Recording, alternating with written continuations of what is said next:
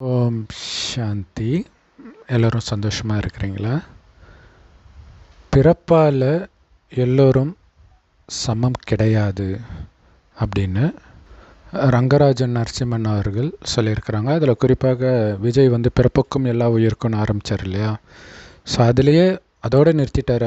அதுக்கு அடுத்த லைன் வரும்போது பார்த்திங்கன்னா எல்லாம் சமம் இல்லை, அதோடைய தொழிலுக்கு ஏற்ப மாறுபடும் அப்படின்னு தான் போட்டு இருக்குது அப்படின்னு சொல்லியிருப்பார்.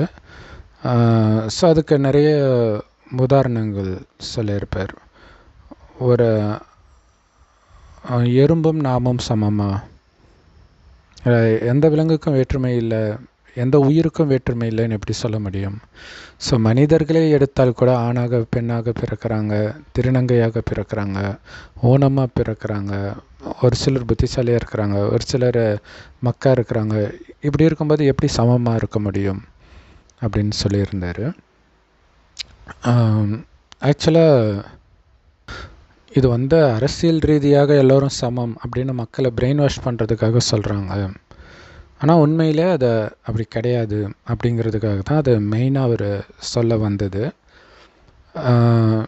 ஸோ இதே பரம்பொருள் மகாவிஷ்ணு அவர்கள் ஒரு ஸ்கூலில் சொல்லும்பொழுது பிரச்சனை ஆயிடுச்சு. ஸோ அதேமாரி நடிகை கஸ்தூரி அவர்கள் ஒரு டிவி விவாத நிகழ்ச்சியில் கூட ஏதோ ஒன்று சொல்லும்பொழுது பிராமணர்களை ஏன் ஒடுக்குறாங்க, அவர்களுக்கு எந்த முன்னுரிமையும் இல்லை, ஜென்ரல் கேட்டகரின்றது அது எல்லாருக்குமானது, அது எப்படி அவங்களுக்குன்னு சொல்ல முடியும், இந்த மாதிரி விஷயங்களை சொல்லும்போது எதிராக இருந்தக்கூடிய ஒரு நாஸ்திக சகோதரி வர்ணாசிரமத்தை சொல்லக்கூடிய ஏதோ ஒரு புக்கு, அது ரொம்ப ஃபேமஸாக சொல்லுவாங்க, டக்குன்னு ஞாபகம் வரல. ஸோ அந்த புஸ்தகத்தை மனு தர்மம் அதை எரிச்சிட்டு வாங்க அப்படின்னு சொன்னாங்க. ஸோ இதை வேறு எந்த மதத்து புஸ்தகத்தையாவது சொல்ல முடியுமா? ஆக்சுவலாக மனு தர்மத்துக்கும் இந்து மதத்துக்கும் சம்மந்தம் கிடையாது, அது வேறு விஷயம். பட் குரானை எரிச்சிட்டு வாங்க, பைபிளை எரிச்சிட்டு வாங்கன்னு சொல்ல முடியுமா? ஏன்னா இதில் இருக்கிற அதே விஷயம் அதுலேயும் இருக்குது. பைபிள் பழைய ஏற்பாட்டில் இதில் காஃபிர் நிராகரிப்போர் அப்படி வந்துடும். அதில் பார்த்திங்கன்னா விலாவரியாக இருக்கும் பைபிளில். அதில் சொல்லப்பட்ட விஷயம் நான் சொல்கிறேன் பாருங்கள். பழைய ஏற்பாட்டில் நெகேமியா 13வது அதிகாரம், அதில் 3 விஷயங்கள் சொல்லப்பட்டிருக்கும். அது ஃபுல்லாக எடுத்து 31 வசனங்கள் இருக்கும். அது ஃபுல்லாக பார்த்திங்கன்னா 3 முக்கியமான விஷயங்களை ஸ்ட்ரெஸ் பண்ணி சொல்லப்பட்டிருக்கும். ஆக்சுவலாக ஜாதி பிரிக்கிறது இதெல்லாம் லேவியர் அதிகாரத்தில் இருக்கும்.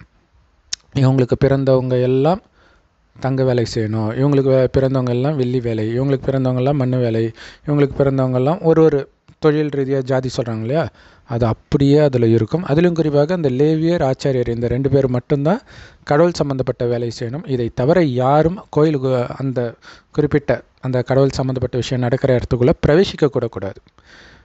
அப்படி பிரவேசிக்க முற்படுறவங்க ஒரு ராஜாவே போவார், போனோடனே டக்குன்னு அவருக்கு குஷ்டம் வந்துடும், உடனே அலறி அடிச்சுட்டு வெளில வருவார். அதே மாதிரி அந்த அந்த ஒரு நியாயப்பிரமாண புஸ்தகத்தை ஒரு பெட்டியில் வச்சு தூக்கிட்டு போவாங்க. அந்த பெட்டியை கூட யாரும் தொடக்கூடாது, லேவியரை தவிர. அந்த தூக்கிட்டு போகிறாங்களே அதை கூட யாரும் தொடக்கூடாது. ஒரு தடவை என்ன ஆகுது, அது அப்படின்னா வழுக்கி இப்படி விழற மாதிரி இருக்கும்போது இன்னொருத்தன் தடுத்தோடனே அங்கேயே செத்துருவான். ஸோ இப்படி இருக்குது. ஸோ இப்போ சொல்லிவிடுவாங்களா பைபிளை எரிச்சிட்டு வாங்க, ஏன்னா அங்கே இதில் இருக்கிறதெல்லாம் ஒன்றுமே கிடையாது, அந்தளவுக்கு மோசமாக இருக்கும். சரி, இப்போ இந்த நெகேமியர் 13 நம்ம பார்ப்போம். அதில் 3 விஷயங்கள் என்ன சொல்லப்பட்டிருக்கும் அப்படின்னா, ஒரு தடவை இஸ்ரவேலர்கள், அது பார்த்திங்கன்னா ஒரு கதைப்படி பார்த்திங்கன்னா உண்மையில் எதுவும் நடந்தது கிடையாது. பைபிளாக இருக்கட்டும், ராமாயணமாக இருக்கட்டும், மகாபாரதமாக இருக்கட்டும், குரானாக இருக்கட்டும். ஆனால் அதில் ஆன்மீக ரகசியம் இருக்குது. ஸோ அதை நம்ம எல்லா வீடியோலையும் வெளிப்படுத்திகிட்டு இருக்கிறோம். பட் ஆக்சுவலாக அதில் சொல்லப்பட்ட கதைப்படி பார்த்திங்கன்னா, ஒரு காலத்தில் இந்த இஸ்ரவேலர்கள் மோசஸ் பின்னாடி வரும்போது ஒரு டைமில் ஒரு நகரத்திற்கு வரும்போது அவங்களுக்கு தண்ணி சாப்பாடு கூட இல்லாத ஒரு நிலை வரும்போது அவங்களுக்கு கொடுக்க யாரும் முன் வரல, அந்த இடத்தை சார்ந்தவர்கள். அதேமாதிரி இன்னொரு இடத்துல போகும்போது அவங்களும் கொடுக்க முன் வரலை, அப்படியே சாகட்டும் அப்படின்னு விட்டுறதுனால இவர்களுடைய கடவுள் கோயிலுக்குள்ளே அவங்களை அனுமதிக்கக்கூடாது அப்படின்ட்டு பல தலைமுறை கழித்து நெகேமியா காலத்தில் அந்த புஸ்தகத்தை படிக்கும் பொழுது இது இருக்கும். அது வரைக்கும் ஒற்றுமையாக இருப்பாங்க எல்லோரும். உடனே அவங்களெல்லாம் கோயிலை விட்டு வெளில போட்டு அந்த இதில் இருக்கிற கோயிலுக்குள்ளே அது பல தலைமுறையில் எத்தனை தடவை கல்யாணம் பண்ணி இப்படி கலந்து எல்லாம் ஒற்றுமையாக இருப்பாங்கள்ல. இப்போ திடீர்னு இங்கே இருக்கக்கூடிய முஸ்லீம்லாம் வெளில போ, கிறிஸ்டின்லாம் வெளியில் போ, ஏன்னா எங்கள் புஸ்தகத்தில் போட்டிருக்கு ஒரு காலத்தில் நீங்கள் அநியாயம் பண்ணீங்க அப்படின்னு சொன்னால் எப்படி இருக்கும்? அந்த மாதிரி தான் அதில் இருக்கும். கோயிலுக்குள்ளே ஒருத்தங்க இடம் கொடுத்துருப்பாங்க, ஆச்சாரியருடைய சம்பந்தம் கலந்துருப்பாங்க, ஸோ சம்பந்தி அப்படின்னு நினைக்கிறேன். அவங்களுக்குன்னு ஒரு ரூம் கொடுத்துருப்பாங்க. நெகேமியா வந்தோடனே அதை பார்த்துட்டு அதை தூக்கி வெளில கடைசுவான் எல்லாத்தையும்.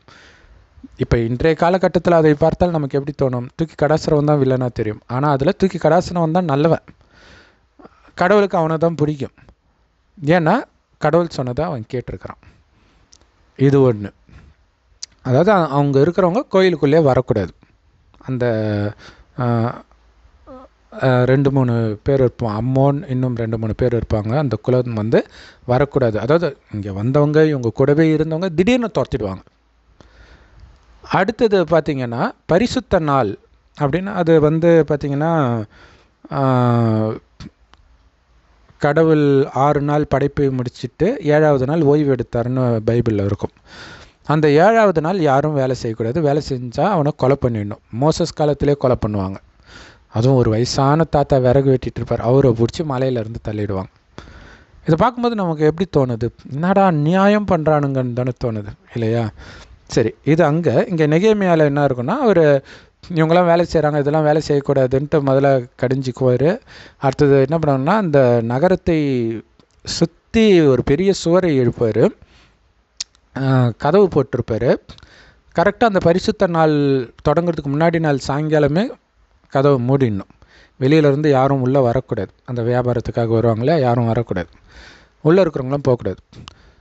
ஸோ அப்படி யாராவது அந்த மாதிரி வியாபாரம் செஞ்சவங்கலாம் திட்டிலாம் இருக்கிறார். அப்போ என்ன பண்ணுறாங்க, இவங்க எப்படா திறப்பாங்கன்ட்டு வெளியிலே உட்காந்துட்டு இருக்கிறாங்க, வெளியிலேருந்து வியாபாரத்துக்கு வந்தவங்க. அப்போ சொல்கிறார், இன்னொரு தடவை உங்களை பார்த்தோன்னா கொன்னுடுவேன்னு மிரட்டுறார், உதைப்பேன்னு மிரட்டுறார். அதுக்கப்புறம் வர்றதும் இல்லை. ஸோ பரிசுத்த நாளில் வேலை செய்யக்கூடாது. அடுத்தது 3வது விஷயம், அதுதான் ரொம்ப முக்கியமான விஷயம் இல்லையா? அந்த இஸ்ரவேலர்கள் வந்து வெளியில் இருக்கிற மற்ற யாரையும் திருமணம் பண்ணக்கூடாது. ஆணையோ பெண்ணையோ மற்ற ஜாதியினரை திருமணம் பண்ணக்கூடாது.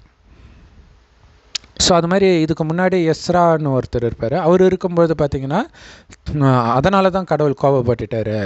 இப்போ அது பல தலைமுறை ஆகிடும்.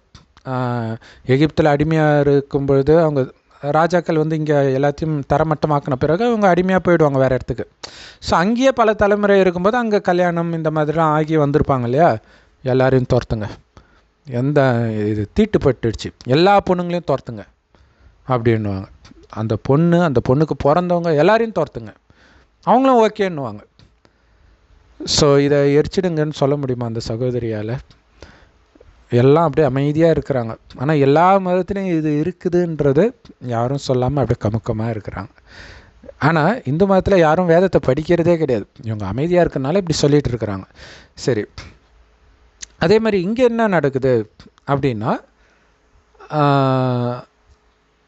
இது மாதிரி பல தலைமுறை ஆகி நிறைய வேறு ஜாதிக்காரங்களை திருமணம் பண்ணி அவங்களுக்கு பிறக்கிற குழந்தைகள் யூத பாஷை பேசாமல் வேறு பாஷை, யாரை கல்யாணம் பண்ணாங்களோ அந்த பெண்களுடைய அல்லது அந்த ஆண்களுடைய பாஷையை பேசிகிட்டு இருக்குது பெரும்பான்மையானவர்கள்.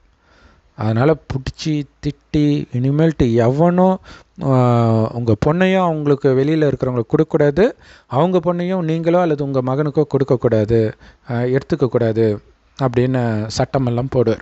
போட்டுட்டு கடவுளே நீ சொன்ன மாதிரியே நான் பண்ணிட்டேன், என்னை நினைத்தருளும், சொர்க்கத்தில் ஒரு நல்ல பதவியை போட்டுக்கொடு அப்படின்னு வேண்டிக்குவார். சரி, இப்போ இந்த கதை பார்க்கும்போது உங்களுக்கு என்ன தெரியுது? எல்லாரும் சமம் அப்படின்னு தெரியுதா? இல்லை தானே? அப்போ ஆனால் இதில் என்ன விஷயம் இருக்குது? அதேமாதிரி குரானில் பார்த்தீங்கன்னா நிராகரிப்போர் காஃபீர் அப்படின்னு சொல்லுவாங்க இல்லையா? அவங்கள எதிர்த்து சண்டையெல்லாம் நடக்கும், நிறைய நடக்கும். புறமுதுகிட்டு ஓடக்கூடாது, இந்த மாதிரி இருக்கும். ஆனால் அதுக்கு பின்னாடி ஆன்மீக ரகசியம் இருக்குது. அதை நம்ம குரான் சேனல்லையும் போட்டுட்ருக்குறோம், பைபிள் சேனல்லையும் இப்போ சமீபமாக போட்டது தான் இது. ஸோ இதில் உள்ள ஆன்மீக ரகசியமும் அதில் நம்ம சொல்லியிருந்தோம். ஸோ அதே தான் இப்போவும் சொல்கிறோம். இது உண்மையில் எங்கே நடக்குது? இப்போ அவர் நரசிம்ம, டக்குன்னு எனக்கு அவருடைய பேர் வரவே மாட்டேங்குது, ரங்கராஜன் நரசிம்மன். அவர் வந்து என்ன நிரூபிக்க, ஸோ எல்லா உயிரும் எப்படி ஒன்று அப்படின்னு கேட்குறாரு. ஸோ இது ஒரு விதத்தில் அதை எப்படி எடுப்பாங்க அப்படின்னா, சரி அப்போ பிராமணர்கள் உயர்ந்தவர்கள்னு சொல்ல வராரு. ஏன்னா கஸ்தூரி அவர்கள் அந்த நிகழ்ச்சியில் பேசும்போது கூட பிராமணர்கள் தானே மேலே இருந்தாங்க, இப்போவும் அவங்க தானே அதிகமாக இருக்கிறாங்க, அதை அவங்க உழைச்சி வந்தாங்க அப்படின்னு ஒன்று சொல்லியிருந்தாங்க. மற்றவர்களை அங்கே விட்டதுனால தான் இப்போ வந்து இவ்வளோ, அதாவது இவங்க வந்து ஆமாம் பிராமணர்களுக்கு வந்து பொய் பேச தெரியாது, ஏமாற்றி சொத்து வைக்க தெரியாது அப்படின்னு இன்டைரக்டாக மற்ற ஜாதியினர் வந்து இப்படி பண்ணுறாங்க அப்படிங்கிறத சொன்னோடனே அந்த நெறியாளரே வந்து இப்படிலாம் இதை நாங்கள் ஊக்குவிக்க மாட்டோம் அப்படின்லாம் சொல்கிறாங்க. ஸோ இங்கே மெயினாக வந்து பிராமணர்கள் அப்படின்னா, அதேமாதிரி ரங்கராஜன் நரசிம்மன் அவர்கள் சொல்கிறதும் எல்லோரும் சமம் இல்லை அப்படிங்கிறதும் இன்டைரக்டாக எதோ சொல்ல வராங்க அப்படின்னா, பிராமணர்கள் உயர்ந்தவர்கள் சொல்லப்பட்டது உண்மைதான் அப்படின்னு அப்படின்னு தான் டைரெக்டாக அதை சொல்லலை, பட் இன்டைரக்டாக அதான் சொல்ல வராங்க இல்லையா? ஸோ அதனால் சமம் இல்லைன்னா அதான அர்த்தம் வருது. ஏன்னா இவங்க அந்த இனத்தை சார்ந்தவர்கள்ன்றதுனாலையும் அந்த இனம் உயர்ந்தது அப்படின்னு சொல்லப்பட்டது ஒரு பெரிய பிரச்சனை, பேசும் பொருளாக மாறி இருக்கிறதுனாலையும் அப்படி வந்துடுச்சு. ஆனால் இப்போ ரங்கராஜன் நரசிம்மன் அவர்கள் சொன்ன மாதிரி விலங்குகளை எல்லாம் விட்டுருங்க, விலங்குகள் மனிதர்கள் சமம் சொல்ல முடியாது இல்லையா?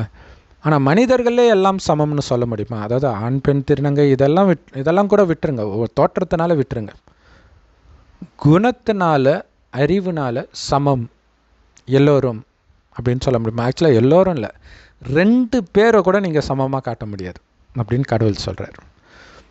இப்போ இல்லை, இந்த உலகம் தொடங்கி 5000 வருடம் காலச்சக்கரம் இது. இதில் முதல் பாதி சொர்க்கம், அடுத்த பாதி நரகம். ஆனால் வேதங்களை தவறுதலாக லட்சக்கணக்கான வருடம்னு சொல்லியிருப்பாங்க. இந்த கல்பன்றது இந்த 5000 வருட காலச்சக்கரம், அவங்க லட்சக்கணக்கான வருடம் இருந்ததாக சொல்லியிருப்பாங்க. ஆனால் வெறும் 5000 வருடம் தான். அதில் 2500 வருடம் சொர்க்கம், 2500 வருடம் நரகம். ஸோ மொத்தமாக 84 பிறவி. சொர்க்கத்தில் ஆயுள் ரொம்ப நீண்டதாக இருக்கிறதுனால பிறவி கம்மியாக இருக்கும், 21 பிறவி. நரகத்தில் ஆயுள் குறைஞ்சிக்கிட்டே வர்றதுனால பிறவி அதிகம், 63 பிறவி. ஆனால் வருஷம் பார்த்திங்கன்னா 2 1 தான், சமமாக தான் இருக்கும், இரவு பகல் அந்த மாதிரி. சொர்க்கம்தான் பகல், ஆனந்தமாக இருக்கிறதுனால, நான் யாருன்னு உணர்ந்ததுனால, நான் ஆத்மான்ற உணர்வில் இருப்பாங்க. நரகத்தில் ஆத்மான்றதை மறந்து உடல்ன்ற உணர்வில் வந்துடுறாங்க, அதனால் துக்கம் வருது. அப்போ தான் காமக்கோபம் பற்று பேராசை அகங்காரமே வருது. சொர்க்கத்தில் காமக்கோபம் பற்று பேராசை அகங்காரம்னா என்னென்னு தெரியாது. ஏன்னா இந்த உடலை இயக்கக்கூடிய ஆத்மா நான் புருவ மத்தியில் நட்சத்திரம் மாதிரி ஜொலிக்கிறேன். அந்த ஆத்மா தான் கண் வழியாக பார்க்குது, வாய் வழியாக பேசுது, எல்லா காரியத்தையும் செய்யுது, பிறரையும் அதே மாதிரி ஆத்மானே பார்க்குறாங்க. அப்படின்னும் பொழுது எப்படி காமம் வரும்? அது மட்டும் இல்லை, அவங்களுடைய கவனமே வெளியில் போகவே போகாது. நம்மளே பாருங்களேன், சின்ன வயசில் வந்து காமம் இல்லையே இல்லையா? அழகாக தானே இப்போ இருக்கிறவங்களோட அப்போ நம்ம சின்ன வயசில் இருக்கும்போது அழகாக தான் இருப்பாங்க பெரியவங்களாம், நமக்கு ஈர்ப்பு இருக்காது ரொம்ப சின்ன வயசில். அதுக்கப்புறம் அழகாக இருக்கிறாங்க, ஸ்லைட்டாக தெரியுமே தவிர அதுலேயும் காமம் இருக்காது. இவங்க அழகாக இருக்கிறாங்க, இவங்க அந்தளவுக்கு அழகாக இல்லை, அந்த மாதிரி தான் தெரியும். அப்புறம் போக போக தான் உடலின் பக்கம்லாம் கவனம் போகுது, அழகில் மயங்குறோம், இந்த மாதிரி விஷயங்கள்லாம் நடக்குது. அந்த மாதிரி தான் சொர்க்கத்தில் ஆத்மாவில் மட்டும்தான் கவனமே இருக்கும். நம்ம கூட சின்ன வயசில் ஆத்மாவில் கவனம் வைக்கிறதில்ல, முகத்தை பார்த்து பேசுவோம். அதுவும் யார் டீச்சர்கிட்ட பேசும்போது முகத்தை பார்ப்போம். மற்ற நேரம் பெருசாக அதில் முகத்தை பார்க்கக்கூட நம்ம கவனம் கொடுக்க மாட்டோம். எப்போ முகத்தை பார்க்க ஆரம்பிக்கிறோமோ அப்படியே பார்க்க பார்க்க கொஞ்சம் கொஞ்சமாக முன்ஜென்மத்தில் காமத்தில் மூழ்கினதெல்லாம் அப்படியே கதவை தட்டி தட்டி தட்டி தட்டி வெளியில் வர ஆரம்பிக்கும். அதுதான் சலனமாக ஆரம்பிக்கும். ஸோ அது போக போக போக அதிகமாகி கடைசியில் காமமே கதி அப்படின்னு மூழ்கி கிடக்கிறோம். இந்த நிலையை இது வந்து ஒரு ஜென்மத்திலே நடக்கிறத சொல்கிறேன். ஆனால் இந்த நிலையை அடையிறதுக்கு 5000 வருஷம் ஆச்சு. இந்த குழந்தை பருவத்தில் நம்ம எப்படி பரிசுத்தமாக இருப்போமோ அதே மாதிரி தான் சொர்க்கத்தில் ஃபுல்லாகவே இருப்போம். அப்புறம் இங்கேருந்து கொஞ்சம் கொஞ்சம் கொஞ்சமாக நம்ம ஒரு பிறவியில் எப்படி ஆகுதுமோ அப்படி ஆகிறதுக்கே அடுத்த 2500 வருஷம் ஆகும். அப்போ யோசிச்சு பாருங்கள். இதில் கடைசி 100 வருடம் இறைவனே வரார், சிவபெருமான் வரார். ஒரு வயோதிகர் உடலில் வந்து இந்த ஞானத்தை கொடுக்குறார். அந்த வயோதிகருக்கு தான் பிரம்மான்னு பேர் வைக்கிறார். பிரம்மா வாய் வழியாக இறைவன் இந்த ஞானத்தை கொடுக்கிறார். ஸோ பிரம்மா வாய் வழியாக சிவனைத்தான் அல்லாஹ் பரமபிதான்றோம், கடவுள் ஒருவர். அவர் பிரம்மா வாய் வழியாக கொடுக்குற ஞானத்தை ஏற்றுக்கிட்டு இறைவனுடைய குழந்தை ஆகிறதுனால பிரம்மாவுக்கும் நாம் குழந்தை. அதுதான் பிரம்மா குமார் குமாரிகளுடைய அர்த்தம், பிரம்மாவுடைய மகன் மற்றும் மகள்கள் அப்படின்ட்டு. என்ன சொல்கிறேன்னா, சொர்க்கத்தில் எப்படி நீங்கள் இருந்தீங்களோ அதே மாதிரி இப்போ மீண்டும் வரப்போகுது சொர்க்கம். நீங்களும் அதே மாதிரி ஆகணும். சொர்க்கத்தில் எப்படி காமம் கோபம் பற்று பேராசாங்கன்னா என்னன்னே தெரியாது. கணவனும் மனைவியும் நமக்கு ஒரு வாரிசு வேணும்னு நினைத்தால் மனைவி கர்ப்பமாவலை தவிர காமத்தினால கர்ப்பமாக மாட்டாங்க. ஏன்னா அந்த சின்ன சலனம் கூட இருக்காது. அதனால தான் சொர்க்கத்தில் வாழ்ந்த 33 கோடி தேவதைகளே இன்றைக்கி கோயில் கட்டி கும்பிட்றோம். அப்படி இருந்ததே நீங்கள் தான் அப்படின்னு சொல்கிறதுக்கு தான் கடவுள் வந்திருக்கிறார். ஆனால் நம்ம உடல் உணர்வில் வந்து காம கோபம் பற்று பேராசாங்கிறதுல மூழ்கிட்டோம். ஸோ இதில் வந்து விடுபடணும்னா அதுக்கு காரணம் உடல்னு நினச்சிது. அப்போ உடலில் கவனம் செலுத்தாமல் ஆத்மாவில் கவனம் செலுத்துங்க. ஒருவர் ஆத்மான்னு பாருங்கள், இருந்தாலும் சக்தி இருக்காது, ஆத்மான்னு பார்க்கக்கூட. அப்போ அதுக்கு தான் பரமாத்மாவோடு புத்தியை இணைக்கணும். ஸோ பரமாத்மான்றது சிவனே தவிர விஷ்ணு கிடையாது. ஏன்னா இங்கே தூய்மையாகி சொர்க்கத்துக்கு போகிற முதல் குழந்தை தான் கிருஷ்ணர். அவர் பெருசானப்புறம் அவருடைய பேர் நாராயணன், அவருடைய மனைவி லக்ஷ்மி. அது வரைக்கும் அவருடைய பேர் கிருஷ்ணர் தான். லக்ஷ்மிக்கு சின்ன வயசு பேர் ராதை. மற்றபடி ராமாயணத்தில் நடந்ததோ மகாபாரதத்தில் நடந்ததோ குரான் பைபிளில் நடந்ததோ நிஜத்தில் நடந்தது கிடையாது. அந்த மாதிரிலாம் சண்டை போட்டுட்டுலாம் இருக்க மாட்டாங்க. அப்படி சண்டை போட்டால் அங்கே போகிறதுக்கு நாம் முயற்சி பண்ண மாட்டோம். இதே பாரத பூமி தான் சொர்க்கமாக இருந்தது, சொர்க்கம் வேற எங்கேயோ கிடையாது அப்படிங்கிறத முதல்ல புரிஞ்சுக்கணும். இப்போ மீண்டும் அங்கே போகணும். அப்போ பாருங்கள், இங்கே யார் அங்கே நாராயணனாக போகிறது? இந்த ஞானத்தை கேட்டு போகிறது. அது நீங்களாகவும் இருக்கலாம், நானாகவும் இருக்கலாம், யாராக வேணாலும் இருக்கலாம். முயற்சி தான். என்ன முயற்சி? உங்களை ஆத்மான்னு உணர்ந்து பரமாத்மாவை நினைக்கணும். இந்த பரமாத்மான்ற பேர் சிவனுக்கு மட்டுமே பொருந்தும். ஏன்னா அவர் உடலை எடுக்கிறது இல்லை. கிருஷ்ணர் தான் உடல் எடுக்கிறார்ல. உடல் எடுத்தாலே பேர் இல்லை. இப்போ என் பேர் சரவணன், நாளைக்கு என் பேர் நாராயணனாக இருக்கலாம், அடுத்தது லக்ஷ்மியாக இருக்கலாம். ஆனால் பெண்ணாக மாறி மாறி பிறப்பாங்களே தவிர இந்து மதத்தில் சொன்ன மாதிரி புல்லாகி பூண்டாகி நாயாகி இப்படியெல்லாம் கிடையவே கிடையாது. மனித ஆத்மா மனித உடலைத்தான் எப்போவுமே எடுக்கும். ஆண் உடல் பெண் உடல் மட்டும் மாறி மாறி எடுப்பாங்க அப்படின்னு தான் கடவுள் சொல்கிறார். ஸோ இப்போ இறைவன்கிட்ட இந்த ஞானத்தை எடுக்கிறோம் இல்லையா, நேரடியாக எடுக்கிறவங்க, பேசுகிறது கடவுள்னு புரிஞ்சிக்கிறவங்களே கடவுளுடைய குழந்தை ஆகிட்டோம். ஆனால் பிரம்மா மூலமாக ஆகியிருக்கிறோம். பிரம்மா கையில் வேதம் கொடுத்துருக்காங்களே, அது பிரம்மா சொந்தக்காரர் கிடையாது, சிவன் தான் சொந்தக்காரர். பிரம்மா மூலமாக. அங்கே பிரம்மான்றது ஒரு சாதாரண வயோதிகன், தாடியெல்லாம் இருக்கும். ஸோ சொர்க்கத்தில் யாருக்கும் தாடியெல்லாம் வராது, வயசான தோற்றம் வராது, 150 வருடம் வாழ்ந்தாலும். ஆனால் பிரம்மாவுக்கு வயதான தோற்றம் காட்டப்பட்டிருக்கிறதுடைய காரணம் அவர் சத்தியுகத்தை சார்ந்தவர் அல்ல, திரேதாயுகத்தை சார்ந்தவர் இல்லை. சத்தியுகம் திரேதாயுகம் ரெண்டும் சேர்ந்தது சொர்க்கம் இல்லை, கலியுகத்தை சார்ந்தவர். அதனால தான் தாத்தாவாக காட்டுறாங்க அவர். ஆனால் இந்த தாத்தா யார் தெரியுமா? இவர் தான் சொர்க்கத்தில் ஆரம்பத்தில் நாராயணனாக இருந்தவர். இப்போ அதைத்தான் அவர் உடம்புல வந்து சொல்கிறார். உன்னுடைய முன்ஜென்மத்தை பற்றி உனக்கு தெரியாதுன்னு நான் சொல்கிறேன். கீதையில் இருக்குல்லையா, நீ நானும் எப்பவும் இருக்கிறோம் அர்ஜுனா, ஆனால் உனக்கு தெரியாது, எனக்கு தெரியும் உன்னுடைய முன்ஜென்மம்.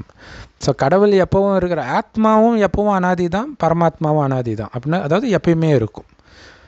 ஆனால் கடவுள் எப்பயுமே மறுஜென்மெல்லாம் எடுத்துகிட்டு இருக்கிறது கிடையாது. அவர் ஜென்மமே எடுக்கிறது கிடையாது, தாயின் கர்ப்பத்தில் பிறக்கிறதே கிடையாது. அதனால தான் அவரை பார்க்க முடிகிறது கிடையாது. மற்றபடி கண்ணுக்கு தெரிகிற கிருஷ்ணரோ இயேசுவோ இவங்கெல்லாம் கடவுள் கிடையாது. ஆனால் சிவபெருமானுக்கு ஈக்குவலாக தூய்மையாக இருப்பார் நாராயணன் சொர்க்கத்தில். சிவன் அங்கே வரமாட்டார், அதற்கான ஞானத்தை கொடுத்துடுவார். ஸோ அந்த கடவுளின் உன்னதமான படைப்பு நாராயணன் சொர்க்கம். அந்த படைப்பை படைத்தவர் தான் கடவுளே தவிர அவருடைய படைப்பாகிய நாராயணன் கடவுள் கிடையாது. முஸ்லீம்கள் சொல்கிறாங்க இல்லையா, படைப்பவரைத்தான் வணங்கணும், படைப்பை வணங்கக்கூடாதுன்னு. ஆனால் அவங்களுக்கு என்னன்னு அர்த்தம் தெரியாமல் ஆனால் கரெக்டாக சொல்கிறாங்க. அப்போ படைப்பவர்னா சிவன், படைப்புன்றது விஷ்ணு, உன்னதமான படைப்பு. அதுக்கப்புறம் அவரே மறுஜன்மம் எடுத்து சாதாரண மோசமான காமம், கோபம், பற்று, பேராசை, அகங்காரத்தில் மூழ்கினவராக மாறுறாருன்றது தான் விஷ்ணுவோடைய ஒரு அவதாரமாக பன்றி அவதாரத்தை காட்டுறாங்க. இல்லை பண்ணினா உங்களுக்கு தெரியும், சாப்பிட்றது கூட தகுதியற்ற ஒரு அசைவ பிரியவர்களாலே ஒதுக்கப்படுறது இல்லையா, முஸ்லீம்கள் அதை சாப்பிடவே மாட்டாங்க. ஸோ அவ்வளவு கேவலமாக நம்மளுடைய குணம் மாறுது. நாராயணனா என்ன, நாராயணன் கூட இருக்கிற எல்லாருடைய குணமும் அப்படி தான் மாறுது. மீண்டும் அவர் எப்போ பிரம்மா ஆகிறாரோ அப்போ தான் ஏறும் கலையே, உயரும் நிலையே. ஸோ அதனால தான் பார்த்திங்கன்னா யார் பெரியவர்னு சிவன்கிட்ட விஷ்ணுவும் பிரம்மாவும் கேட்கும்போது பிரம்மா மேல் நோக்கி போவார் தலையை பார்க்க, இவர் கீழ் நோக்கி போவார். அப்படின்னா சிவனை பார்க்க போகிறார், அது கதைப்படி அப்படி வந்துருச்சு. உண்மை என்னென்னா பிரம்மா ஆனவுடனே மேல் நோக்கி தான் போவார். நீங்கள் விஷ்ணு கோயிலில் பார்த்தீங்கன்னா விஷ்ணு படுத்துட்டு இருப்பார், தொப்புலேருந்து தாமரை கொடி இருக்கும், மேலே பிரம்மா இருப்பார். சூக்ஷ்மவாதனவாசி இங்கே பக்காவாக ஆன பிறகு ஒளி உடல் எடுத்து மேலே போயிடுவார். அதாவது மீண்டும் இன்னொரு ஜென்மம் இங்கே எடுக்கலை. அதே நேரத்தில் ரங்கராஜ நரசிம்மன் அவர்கள் மோட்சம் பற்றி சொல்லியிருப்பார், பிறவா நிலை அப்படின்னு. அப்படி ஒன்று கிடையவே கிடையாது. ஸோ அதை பற்றி அவருக்குமே தெளிவு இல்லை. ஏன்னா அது பலவிதமாக சொல்கிறாங்க. ஒரு இடத்துல அது ஒரு நிலைன்றாங்க, ஒரு இடத்துல அங்கே உடல் இருக்கும், திரும்பி இங்கே வரவே மாட்டாங்கன்றாங்க. இதுதான் வேதம் இல்லையா?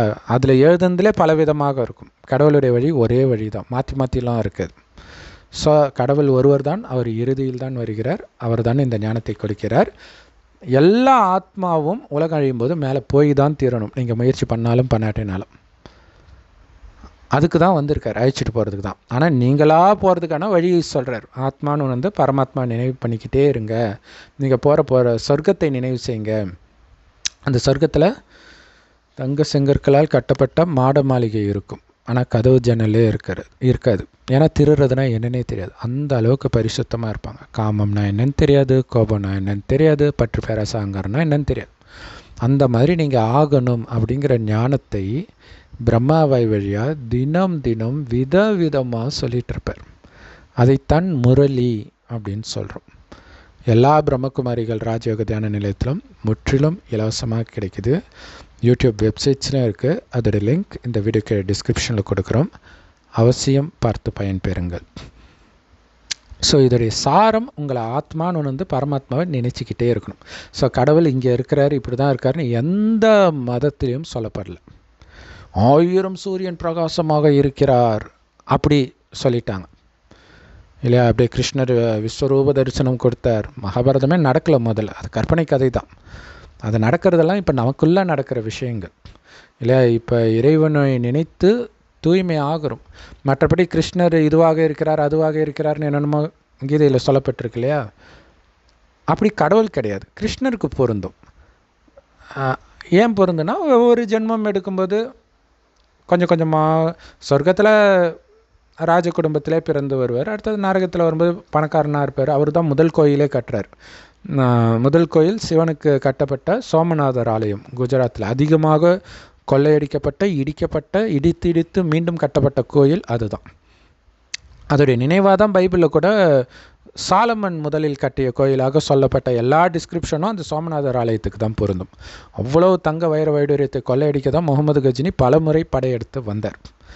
சரி, இப்போ எல்லா ஆத்மாவும் மேலே போய் தான் ஆகணும். அதுக்கு பேர் முக்தி, மோட்சம் கிடையாது. மோட்சம்ன்றது பிறவா நிலை, அப்படி ஒன்று கிடையாதுன்றார். ஏன்னா கடவுளே ஒவ்வொரு 5000 வருடத்தின் இறுதியில் வந்து தான் ஆகணும். கடவுள் கூட தப்பிக்க முடியாது. முதல்ல வந்த ஸ்ரீ கிருஷ்ணரே தப்பிக்க முடியாது. ஒன்ஸ் பிறந்துட்டாலே மறுஜன்மத்தில் வந்து தான் ஆகணும். அவர் மனிதன் தான், மனிதர்களில் உத்தம புருஷர், அவ்வளோதான், கடவுள் கிடையாது. ஆனால் கடவுளை மாதிரி தூய்மையாக அங்கே இருந்தவங்களாம் இருந்ததுனால கோயில் கட்டி கும்பிட்றோம் இல்லையா? குழந்தை கூட காமத்தினால பிறக்கலை. தூய்மைக்கு எப்போவுமே மரியாதை. இயேசு தூய்மையாக பிறந்தாருன்றதுக்காக அவரை கடவுளுக்கு ஈக்குவலாக வணங்குறாங்க. சரி, ஆனால் சொர்க்கத்தில் உள்ள அத்தனை பேரும் அப்படி பிறந்ததுனால தான் இந்து மதத்தில் இத்தனை கடவுள்னு சொல்லிட்டாங்க. ஆனால் அவங்க கடவுள் கிடையாது. அவர்களை அப்படி ஆக்கிய சிவபெருமான் மட்டுமே கடவுள். ஆனால் அவருக்கு உடம்பே கிடையாது. அப்போ ஒரு வயோதிகர் உடலை கடன் எடுத்து வர வேண்டியதாக இருக்குது. அந்த வயோதிகர் உடலுடைய நினைவாகத்தான் நந்தி அப்படின்னு சொல்கிறோம். ஆனால் கடவுள் ஒன்றும் விலங்கு உடம்பில் வரமாட்டார், மனிதனுக்கு தானே புரியும் இந்த ஞானம். ஸோ மனித உடலில் வருவதை அவங்க வரும்போது மனிதனுடைய குணம் விலங்கு மாதிரி இருக்கிறதுனால விலங்கை காட்டிட்டாங்க. இப்போ சிவலிங்கத்துடைய கீழ்ப்பாகத்தையே பார்த்திங்கன்னா பிரம்மாவுடைய வாய் தான், மேல் பாதி தான் சிவன் ஒளிப்புள்ளியாக இருக்கிறத கொஞ்சம் பெருசாக பண்ணிட்டாங்க. கீழ்ப்பாதி பிரம்மாவுடைய வாய், அது பேரே கோமுகின்னுவாங்க, பசுவின் வாயின்னு அர்த்தம். அதாவது பிரம்மாவின் வாய், அது வழியாக வரக்கூடிய ஞானத்தின் மூலமாகத்தான் உங்கள் ஆத்மா தூய்மையாகுது. ஏன்னா ஞானத்துடைய சாரம் ஆத்மானு பரமாத்மாவே நினைவு பண்ண பண்ண ஆத்மா தூய்மையாகும். இப்போ வெளி உலக கவர்ச்சியிலேருந்து புத்தி விலகும், காமம் கோபம் பற்று பேராசை அகங்காரத்திலேருந்து புத்தி விலகும். இறைவன் நினைவிலேயே மூழ்க மூழ்க ஆத்மா அந்த ஆனந்த நிலையில் மூழ்கி இருக்கும். ஏன்னா ஆத்மாவுடைய உண்மையான குணம் ஆனந்தம். சொர்க்கத்தில் அந்த ஆனந்தத்தில் நிலைச்சி இருந்ததுனால தான் வெளி உலக விஷயம் எதுவுமே அவங்களை பிடிச்சி இழுக்கலை, சொர்க்கமாகவே இருந்தாலும். இப்போ உண்மையிலே நரகம், ஆனால் மனிதனுக்கு சக்தி இல்லாதனால அப்படி மயங்கி கிடக்கிறான் எல்லா விஷயத்திலும். ஸோ இதிலிருந்து நம்மளை காப்பாற்றி அழைச்சிட்டு போகிறதுக்கு தான் இறைவன் வரார். என்னையே நினைவு பண்ணுங்கள், பிறரை பார்த்தாலும் ஆத்மான் தான் பார்க்கணும், உடலையே பார்க்கக்கூடாது. இதுக்கு நேரம் எடுக்கும், பயிற்சி பண்ணிக்கிட்டு இருக்கணும், கவனம் கொடுக்கணும். இப்போ எல்லா உயிரும் சமம், பிராமணர்கள் தான் உயர்ந்தவர்கள் அப்படிங்கிறது உண்மையா அப்படின்னா 200% உண்மை. ஆனால் இது எந்த பிராமணர்கள் தெரியுமா? ஜாதி பிராமணர்கள் கிடையாது. பிராமணர்கள்னால் உபநிடதத்தில் என்ன போட்டிருக்கும் அப்படின்னா பிரம்மாவின் வாய் வழியாக பிறந்தவர்கள். அங்கே இருக்கிறவங்களும் பிரம்மாவின் வாய் வழியாக ஜாதி பிராமணர்கள் பிறக்கிறாங்க. ஸோ பிரம்மா குமாரிகள் தான் பிராமணர்கள், பிரம்மாவின் வாய் வழியாக பிறந்தவர்கள். அதாவது வாய் வழியாக ஞானத்தை கேட்டு பிறந்தவர்கள், கடவுளுடைய நேரடி ஞானத்தை, மனிதர்கள் எழுதிய வேதத்தை கிடையாது. அதில் உண்மையே கிடையாது, எங்கேயோ கொஞ்சம் கொஞ்சம் இருக்கும். இந்த ஞானம் தெரிஞ்சால் தான் அந்த உண்மையை உங்களால் சொல்லவே முடியும். சரி, ஸோ மேலே எல்லோரும் போயிடுவோம். யார் சொர்க்கத்திற்கு வருவதற்கு இங்கே உடலில் இருக்கும்போதே பயிற்சி பண்ணி தயாரானாங்களோ அப்போ தான் உலக அழிவு நடந்து சொர்க்கமாக மாறும். உலக அழிவே சொர்க்கமாக புதுப்பிக்கப்படுறதுக்காக நடக்குது. இல்லைன்னா ஏன் கடைசியில் உலக அழிவு நடக்கணும்? கடைசியில் கல்கி அவதார் வருவார், கடைசியில் இயேசுவின் 2ஆம் வருகை நடக்கும். அப்போ கடைசின்னு ஒன்று எதுக்கு எடுத்துகிட்டு வராங்க? கடைசின்றது உலக அழிவு. உலக அழிவு எதுக்கு நடக்கணும்? சொர்க்கம் தான் எங்கேயோ இருக்குது, அப்பப்போ செத்து போயிட்டே இருக்க வேண்டியது தானே. இது ஏன் அழியணும்? யோசித்து பார்த்துருக்குறீங்களா? எந்த மதத்துக்காரங்களுமே கடைசியில் கடவுளை எழுப்புவார், எல்லாரையும் கல்லறையிலேருந்து எழுப்புவார். பைபிள் குரானுடைய நம்பிக்கை அது உண்மைதான். ஆனால் எழுப்புறது எதுனா களிமண் மாதிரி, களிமண்ணால் ஆன இந்த உடல் இல்லையா? ஸோ மண்ணோட தான் உடலை ஒப்பிடுவாங்க இல்லையா? ஸோ அந்த உடல் உணர்வுலே மூழ்கி இருக்கிறனால மண்ணோட மண்ணாக போயிட்டோம் நம்ம. இப்போ நீ மண் இல்லைடா, இதை இயக்கக்கூடிய ஆத்மா, உன் கண்ட்ரோலில் உடம்பு இருக்கணும், உடம்பு கண்ட்ரோலில் நீ மாட்டி புலனின்பத்தில் மூழ்கி கிடக்கிறியே, வெளியில் வா, ஆத்மான்ற உணர்வில் வா அப்படின்னு கடவுளை எழுப்புறார். ஸோ அங்கே களிமண்ணிலேருந்து எழுப்பினதுடைய நினைவு தான் இங்கே இந்து மதத்தில் பார்த்திங்கன்னா அத்திவாரதர் 40 வருஷத்துக்கு ஒரு தடவை கோயில் குளத்து சேத்துலேருந்து எடுக்கிறாங்க, பாக்ஸில் வச்சு எடுக்கிறாங்க இல்லையா? அப்போ கல்லறையில் கிறிஸ்தவர்களும் பாக்ஸில் வச்சு தான் போடுறாங்க. அப்போ 40 வருஷத்துக்கு ஒரு தடவை எடுத்து கழுவி குளிப்பாட்டி அபிஷேகம் பண்ணி அலங்காரம் பண்ணி அவ்வளோதான், ஊரே போகுது, உலகமே போகுது அந்த இடத்த பார்க்குறதுக்கு. அதுதான் சொர்க்கம். 5000 வருடத்திற்கு ஒரு முறை கடவுள் நம்மை காமம் கோபம் பற்று பேராசை அகங்காரன்ற சாக்கடையில் துர்நாற்றத்தில் இருந்த நம்மை அப்படியே எடுத்து இறைவனுடைய ஞானத்தினால் அபிஷேகம் பண்ணி இறைவனை நினைவு செய்யணும். அதுதான் யோகம், இறைவனை நினைக்கிறது தான். அது இறைவனை நினைக்கிறது என்னன்னு தெரியாதனால பிராணாயாமம் அது இதுன்ட்டு பண்ணிகிட்டு இருக்கிறாங்க. ஸோ அப்படி நினச்சி அவருக்கு ஈக்குவலாக நம்மளை தூய்மையாக்கி கோயிலில் வச்சு பூஜை பண்ணுற மாதிரி இல்லை, உயிரோட்டமான தேவதைகளாக எழுப்புறார். அங்கே பக்தியில் இதோடைய நினைவாக சிலைக்கு பூஜை நடக்குது. இப்போ எல்லோரும் சமமா அப்படின்னா, இப்போ ஒரு குழந்தைக்கு ஒரு அப்பாவுக்கு 10 குழந்தை இருக்குது. அந்த அப்பா எல்லோரையும் சமமாக பார்ப்பாரா? சமமாக தான் பார்க்கணும் இல்லையா? ஆனால் ஒரு குழந்தை ரொம்ப ரொம்ப நல்ல குழந்தையாக இருக்குது, ஒரு குழந்தை ஒரு ஊரில் இருக்கிற ஒரு பொண்ணை விட மாட்டேங்குது, ஒரு குழந்தை திருடிக்கிட்டு நாசமாக போகுது. இப்போ இந்த அப்பாவுக்கு எல்லா குழந்தை மேலே சமமாக அன்பு இருக்குமா? உங்களுக்கே இப்படி குழந்தை இருந்தால் நீங்களே சொல்லுங்கள், எந்த குழந்தை மேலே அன்பு இருக்கும்? எந்த குழந்தை ஒழுக்கமாக நீங்கள் சொல்கிறத கேட்டு நடக்குதோ அந்த குழந்தை தானே உங்களுக்கு பிடிக்கும். அதே மாதிரி தான் கடவுளுக்கு எல்லோரும் குழந்தை தான், அதில் டவுட்டே கிடையாது. எல்லா ஆத்மாவும் கடைசியில் கடவுள்கிட்ட தான் போகிறோம். எல்லாரும் அவருடைய குழந்தை தான். எல்லாருக்கும் அவர் நல்லது பண்ணிவிடுவார், பண்ணாமல் விட மாட்டார். ஆனால் அது சமமாக இருக்காது. அதோடைய நினைவார்த்தம் தான் இந்த கதை, மாம்பழ கதை. முருகனுக்கும் பிள்ளையாருக்கும் அந்த ஞானப்பழத்தை கொடுக்கறதுக்காக வரும்போது இதை பிரித்து கொடுக்க முடியாது, ஏன்னா இது விசேஷமான பழம். போட்டியில் ஜெயிக்கிறவங்களுக்கு முழுசாக கொடுத்துடுவேன். என்ன போட்டி? உலகத்தையும் சுற்றி வரணும். உடனே முருகர் முந்திரி கொட்டை மாதிரி என்ன ஆகிறாரு, டக்குன்னு மயில் எடுத்தார், சொர்ன்னு போய் சுற்றிட்டு வர்றாரு. அதுக்குள்ளே இவர் எனக்கு உலகமே நீதான் பண்ணிட்டு அவரே சுற்றினார், பழத்தை வாங்கிட்டார். அந்த மாதிரி வேதங்களில் உள்ளதை அப்படியே படிச்சுட்டு அதுதான் உண்மைன்னு நினச்சிட்டு இருக்கிறாங்க பார்த்தீங்களா எல்லா மதத்துக்காரங்களும். அவங்க தான் முருகன். ஆனால் அந்த வேதம் எந்த சாரத்திலிருந்து வந்த விஸ்தாரம் தெரியுமா? அந்த சாரத்தை நான் சொல்கிறேன்னு இறைவன் சொல்கிறார். இந்த ஞானம்ன்ற விதையிலிருந்து வந்த மரத்தின் கிளைகள் தான் அந்த வேதங்கள் எல்லாமே. இப்போ இறைவனே வந்துட்டார். இன்னும் நீங்கள் அந்த வேதங்களையும் வேதத்தினால் வந்த மதங்களையும் பிடிச்சிட்டு தொங்குனீங்கன்னா முருகன் ஆகிடுவீங்க, அனைத்தையும் இழந்துடுவீங்க. ஆனால் டக்குன்னு இறைவனை கெட்டியாக பிடிச்சிக்கிட்டு அவர் மட்டுமே எனக்கு உலகம் அப்படின்னு இருக்கிறவங்களுக்கு தான் உலக ராஜ்யம், இந்த ஞானத்தின் பழம், அதாவது பலன் கிடைக்கிது, சொர்க்கம் கிடைக்கிது அப்படிங்கிறது தான் அந்த கதையுடைய அர்த்தம். அப்போ சிவனுக்கு ரெண்டே குழந்தையா? கிடையாது. உலகத்தில் உள்ள எல்லாம் குழந்தை தான், ரெண்டு விதமான குழந்தை. முதல் குழந்தைக்கு தான் ஆஸ்தி இல்லையா, ராஜ பதவி இருக்குன்னா முதல் குழந்தைக்கு தான் ராஜ பதவி கொடுப்பாங்க. அந்த மாதிரி இறைவனை வழிபடி நடக்கிறவங்க முதல் குழந்தை, மற்றவர்கள் பின்னாடி வர குழந்தை. அப்போ நாம் முதல்ல அனுபவிச்சுட்டு இல்லையா, முதல்ல ஒரு குழந்தை பிறக்குது, 10 வருஷம் கழித்து இன்னொரு குழந்தை பிறக்குதுன்னா முதல்ல அந்த குழந்தையெல்லாம் அனுபவித்து மீதி இருக்கிறது தான் அடுத்த குழந்தை அனுபவிக்கும். கரெக்டு தானே? ஸோ அந்த மாதிரி தான் அன்பு எல்லாமே. அதே மாதிரி தான் சொர்க்கத்தை நாம் அனுபவித்து மீதி இருக்கிறதான் மற்ற தர்மத்தினர் வந்து அனுபவிக்கிறாங்க. மதங்கள் எல்லாமே நரகத்தில் தான் வருகிறது, சொர்க்கத்தில் எந்த மதமும் இருக்காது. அவர்களுடைய பேர் தான் ஆதி சனாதன தேவி தேவதா தர்மம். இந்த தேவி தேவதான்ற வார்த்தை யாருக்கும் தெரியலை, அதனால் இந்து தர்மம்ன்றாங்க. ஆதினா ஆரம்பத்தில் தோன்றிய, சனாதனம்னா என்றென்றைக்கும் நிலைத்திருக்கக்கூடிய, அழிவற்றன்னு அர்த்தம், அழிவற்ற தர்மம். ஸோ இதை வந்து ரங்கராஜன் நரசிம்மன் அவர்கள் வந்து ஆதி சனாதனம்னா ஆத்மா, சனாதனா அழிவற்றது ஆத்மா தானே, ஆத்மா அப்படின்ட்டார். ஸோ அதை அப்படி கிடையாது. அப்போ கிறிஸ்தவர்கள்லாம் சனாதனம் அர்த்தமா, முஸ்லீம்கள்லாம் சனாதனம்னு அர்த்தமா? கிடையாது. அவர் வந்து அறியாமையில் சொல்கிறாரு, பட் நல்லா பேசினார், அதுக்கு பாராட்டுக்கள். ஸோ இந்த சின்ன தப்பு மட்டும் சொல்கிறோம், வேறு ஒன்றும் கிடையாது. ஸோ அப்போ என்னென்னா இது தர்மம், தர்மன்றது மதம், வேறு ஒன்றும் இல்லை. ஆரம்பத்தில் தோன்றி அழிவற்ற தர்மம், ஆத்மா அழியாது. அப்போ அந்த தர்மத்தின் ஆத்மா கடைசி வரைக்கும் வருதுன்னு அர்த்தம். அதுதான் சனாதன. அப்படி வர தர்மம் எது? தேவதைகளுடைய தர்மம்.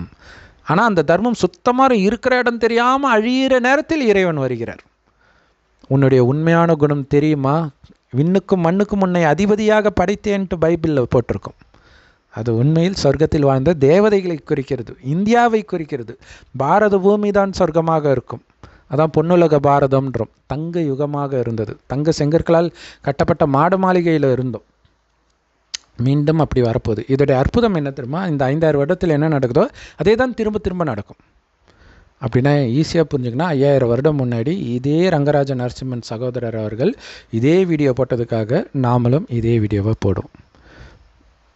ஒவ்வொரு கல்பத்திலும் இந்த நாள் இதான் நடக்கும். நீங்களும் எப்போ பார்க்குறீங்களோ, எந்த மனநிலை பார்க்குறீங்களோ அதே தான் பார்ப்பீங்க. ஏற்றுக்கிற முந்தைய கல்பத்தில் ஏற்றுருந்தால் இப்போவும் ஏற்றுக்கிட்டு சொர்க்கத்துக்கு வருவீங்க. முந்தைய கல்பத்தில் ஏற்றுக்கலை, ஏமாந்துட்டிங்கன்னா இப்போவும் ஏமாந்துடுவீங்க. முஸ்லீம்கள் பாஷையில் நிராகரிப்போர் ஆகிடுவீங்க. நிராகரிப்போருக்கு என்றென்றுக்கும் நரக நெருப்பு உண்டு அப்படின்னு சொல்லப்பட்டிருக்கும். நெருப்பெல்லாம் கிடையாது, ஆல்ரெடி நம்ம நரகத்தின் உச்சத்தில் தான் இருக்கிறோம். அங்கங்கே நெருப்பும் பிடிக்குது. ஆனால் துக்கம், காமத்தி, கோபத்தி, பற்று, பேராசை, அகங்காரன்ற தீயில எரிஞ்சிட்டு இருக்கிறாங்க. இதில் எரியாமல் வெளியில் வந்தீங்கன்னா அவங்க தான் சொர்க்கத்துக்கு வருவாங்க. அதுதான் சீதைக்கு அக்னி பரீட்சை எங்கே ராவணன் கிட்ட இருந்து வரும்பொழுது. ஆனால் நம்ம மேலோட்டமான கதையில் மேலோட்டமாக பார்த்துடுறோம், அவன் வந்து இவளை கெடுத்திருப்பானோ அப்படின்னு நினச்சிக்கிறோம். நாம் எல்லாரும் ராவணன் பிடியில் தான் இருக்கிறோம். காமம், கோபம், பற்று, பேராசை, அகங்காரம், இந்த 5 விகாரம் ஆணிடமும் இதே 5 விகாரம் பெண்ணிடம் உள்ள இணைந்த ரூபம்தான் 10 தலை ராவணன். மற்றபடி 10 தலையை தூக்கிட்டு எவனாவது அலைய முடியுமா? யோசிச்சு பாருங்கள். ஸோ எல்லாருக்குள்ளேயும் அது வருது. எப்போ வருது? ஜஸ்ட்டு 2500 வருஷம் முன்னாடி தான் வருது.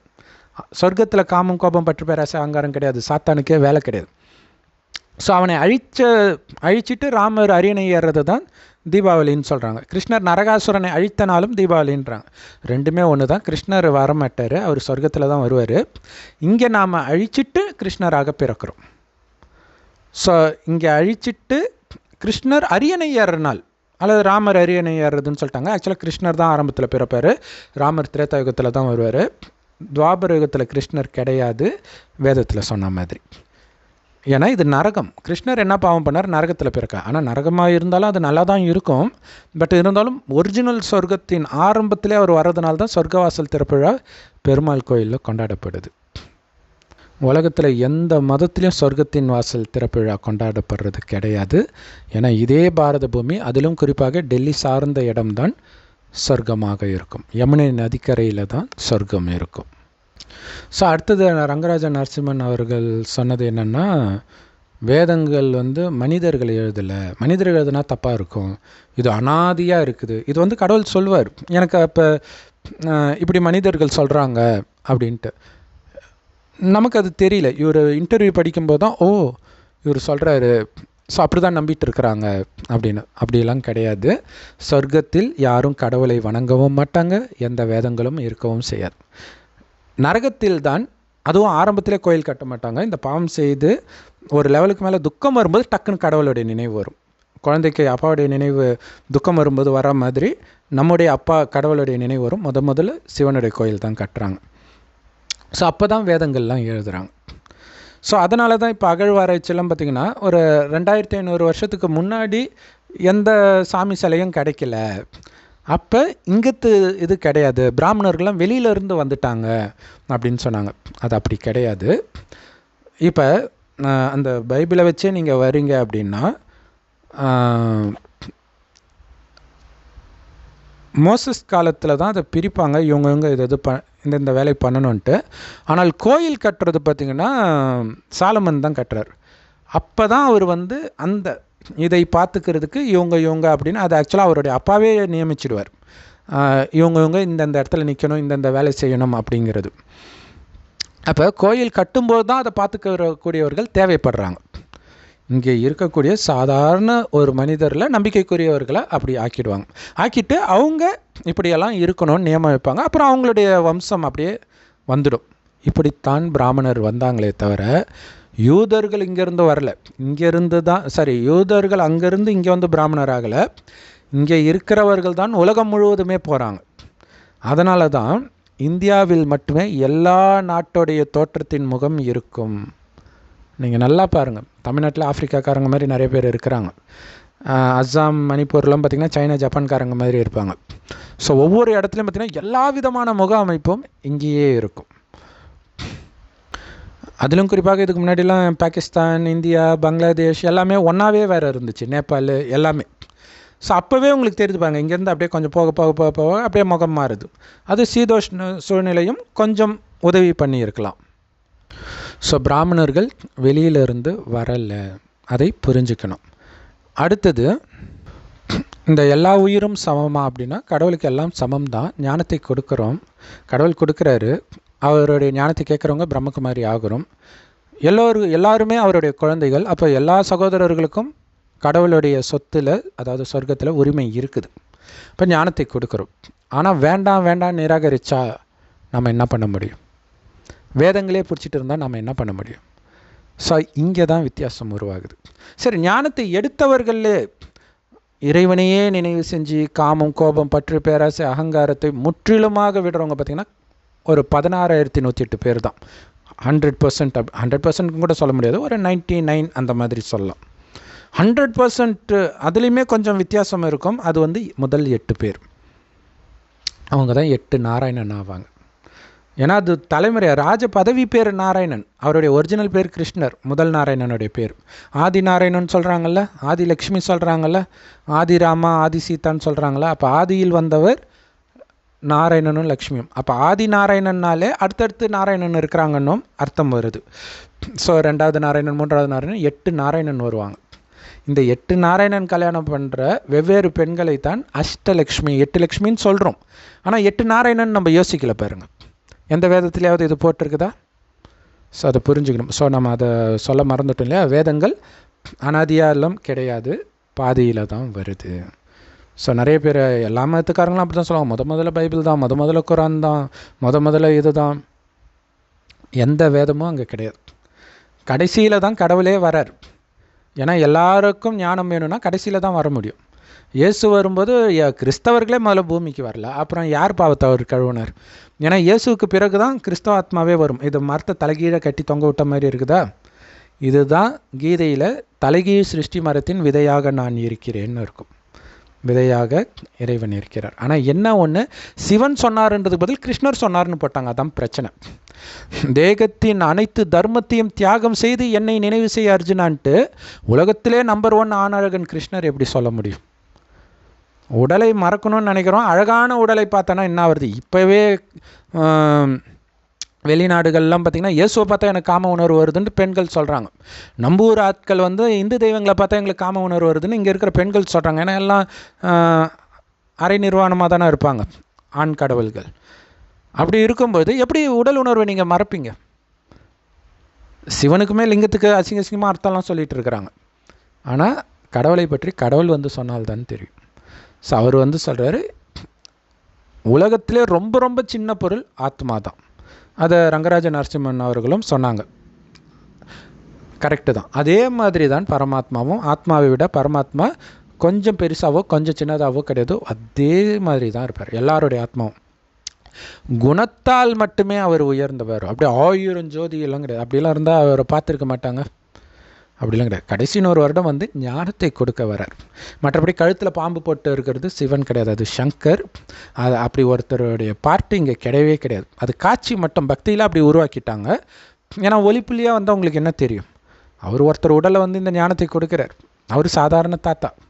அவரை பார்த்தோன்னே எல்லாரும் கண்டுபிடிச்சிட மாட்டாங்க, கோடியில் ஒருவரே கண்டுபிடிக்க முடியும். அதுதான் கீதையில் இவங்க எல்லாம் என்னை சாதாரண மனிதன் நினச்சிட்டு இருக்கிறாங்க, முட்டாள்கள் அப்படின்னு கிருஷ்ணர் சொல்கிறதாக இருக்கும். ஆனால் சொல்கிறது கிருஷ்ணர் இல்லை, சிவபெருமான். ஏன்னா கிருஷ்ணருக்கு நரகத்தில் வேலை கிடையாது, கீதைக்கு சொர்க்கத்தில் வேலை கிடையாது. ஏன்னா ஒரிஜினல் கீதை சொர்க்கத்துக்கு போகிறதுக்கான வழி, அழுக்காக இருக்கக்கூடிய பாவிகளை தூய்மையாக்கக்கூடிய வழி. அங்கே தூய்மையாக இருக்கிறவங்க தானே சொர்க்கத்தில் இருப்பாங்க.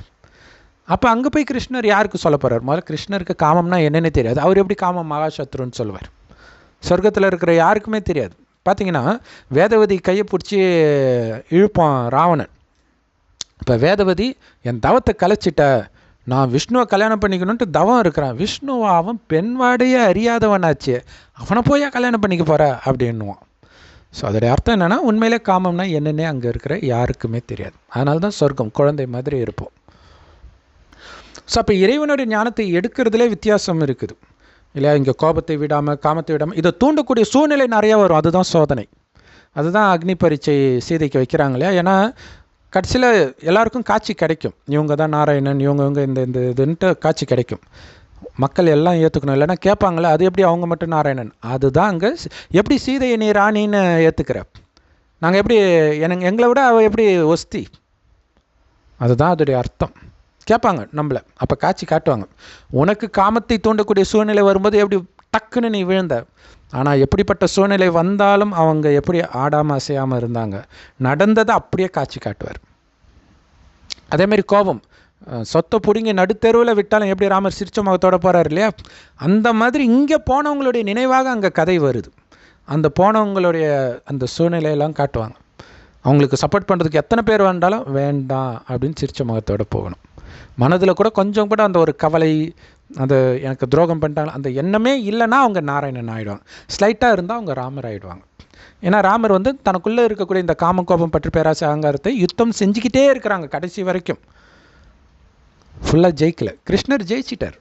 அதனால தான் புல்லாங்குழலில் அப்படியே ஊதிக்கிட்டு டான்ஸ் ஆடிட்டுருக்காரு. அந்த புல்லாங்குழல் ஓசை தான் முரளின்னு சொல்கிறது. உண்மையில் ஆத்மாக்களுக்கு புல்லாங்குழல் ஓசை இறைவன் கொடுக்குற ஞானம் தான். அதனால தான் இது பேர் முரளி. எல்லா பிரம்மகுமாரிகள் ராஜயோக தியான நிலையத்திலும் முற்றிலும் இலவசமாக கிடைக்குது. யூடியூப் வெப்சைட்ஸில் இருக்குது. அதோட லிங்க் இந்த வீடியோக்கு டிஸ்கிரிப்ஷனில் கொடுக்குறோம். அவசியம் பார்த்து பயன்பெறுங்கள். நம்மளே கூட போடுறோம், பிகே சரவணகுமார் தமிழ் முரளி அப்படின்னு நீங்கள் போட்டிங்கன்னா வரும். ஸோ இப்போ இறைவன் சொல்கிறது அப்படியே கேட்குறது 100% இருக்கிறாங்கன்னா அவங்க நாராயணன் ஆகிடுவாங்க. கொஞ்சம் 0.0001% வரவங்க நாராயணனுடைய மனைவி லக்ஷ்மி. அப்புறம் அப்படியே குறைய பதவி அப்படியே எல்லாமே அங்கே இருப்பாங்க. ராஜாவிலேருந்து பணக்காரன்லேருந்து நடுத்தர பணக்காரன், ஏழைனா இங்கே இருக்கிற மாதிரி சாப்பாட்டுக்கு வசதி இல்லாத ஏழை இல்லை, அளவற்ற செல்வம் இருக்கும். பணக்காரனோட ஒப்பிடும்போது அவங்க ஏழை, அவ்வளோதான். அதுமாரி வெட்டியான் எல்லாமே இருப்பாங்க. ஆனால் அது சொர்க்கம். எல்லாருமே சுகமாக தான் இருப்பாங்க, அளவற்ற செல்வம் இருக்கும். பட் அந்த குடும்பத்தில் பிறந்தவர்கள் அந்த தொழில் அப்படியே பண்ணிட்டு வருவாங்க. அங்கே நான் ஏன்டா இதை பண்ணணும் இந்த மாதிரி எண்ணமே அங்கே வராது. வரும்போது தான் இது நரகமாக மாறுது. அதே நேரத்தில் மேலே இருக்கிறவனுக்கும் கீழே இருக்கிறவனை அமுக்கணும்னு தோணுது, கீழே இருக்கிறவனுக்கும் மேலே இருக்கிறவனை அடிக்கணும்னு தோணுது, திருடணும்னு தோணுது, எல்லாமே தோணுது இப்போ. ஆனால் சொர்க்கத்தில் இந்த மாதிரிலாம் இருக்காது. தங்க செங்கற்களால் கட்டப்பட்ட மாட மாளிகை, கதவு ஜன்னலே இருக்காது. ஆயிரக்கணக்கான வேலைக்காரர்கள் இருப்பாங்க. ராஜாராணி ஜாலியாக வெளியில் சுத்த போயிடுவாங்க. நகைகள்லாம் அப்படியே இருக்கும், லாக்கர்லலாம் இருக்காது. யாருக்கும் எடுக்கணுன்ற எண்ணம் கூட வராது. அதுதான் ராமராஜ்யம். அங்கே ராமாயணத்தில் என்ன காட்டப்படுது? அந்த ராஜ்யம் நான் ஆண்டான்னா என் தம்பி ஆண்டா என்னன்ட்டு போகிறாரு பார்த்தீங்களா, அதான் ராமராஜ்யம். அப்போ தம்பிக்கு தானாகவே வந்தால் கூட இது அண்ணன், இது நான் எடுக்க மாட்டேன்ட்டு போகிறாரு பார்த்தீங்களா, அதுதான் ராமராஜ்யம். யாருக்குமே அந்த விருப்பமே இல்லாமல் இருக்கிறது, அந்த பேராசை இல்லாமல் இருக்கிறது. இல்லை, பரதனுக்கு ஈஸியாக கிடைக்கும், எல்லாமே வந்துடுச்சு, எந்த தடையும் கிடையாது. நான் அதை ஏற்றுக்க மாட்டேன் அப்படின்னு சொன்னார் இல்லையா, அதுதான் ராஜ்யம். சீதைக்கு சரி அவன் சொத்து போனால் போகிறது, வாப்பா என் வீட்டுக்கு வாப்பா. ஏன்னா ராணியோடைய ராஜாவுடைய பொண்ணு சீதை. இல்லை, ராமர் இருக்கிற இடம்தான் எனக்கு அயோத்தி அப்படின்னு இருந்தாங்க பார்த்தீங்களா. அப்படின்னா என்ன அர்த்தம்? அந்த ஆசை. இன்றைக்கி என்ன ஆகுது?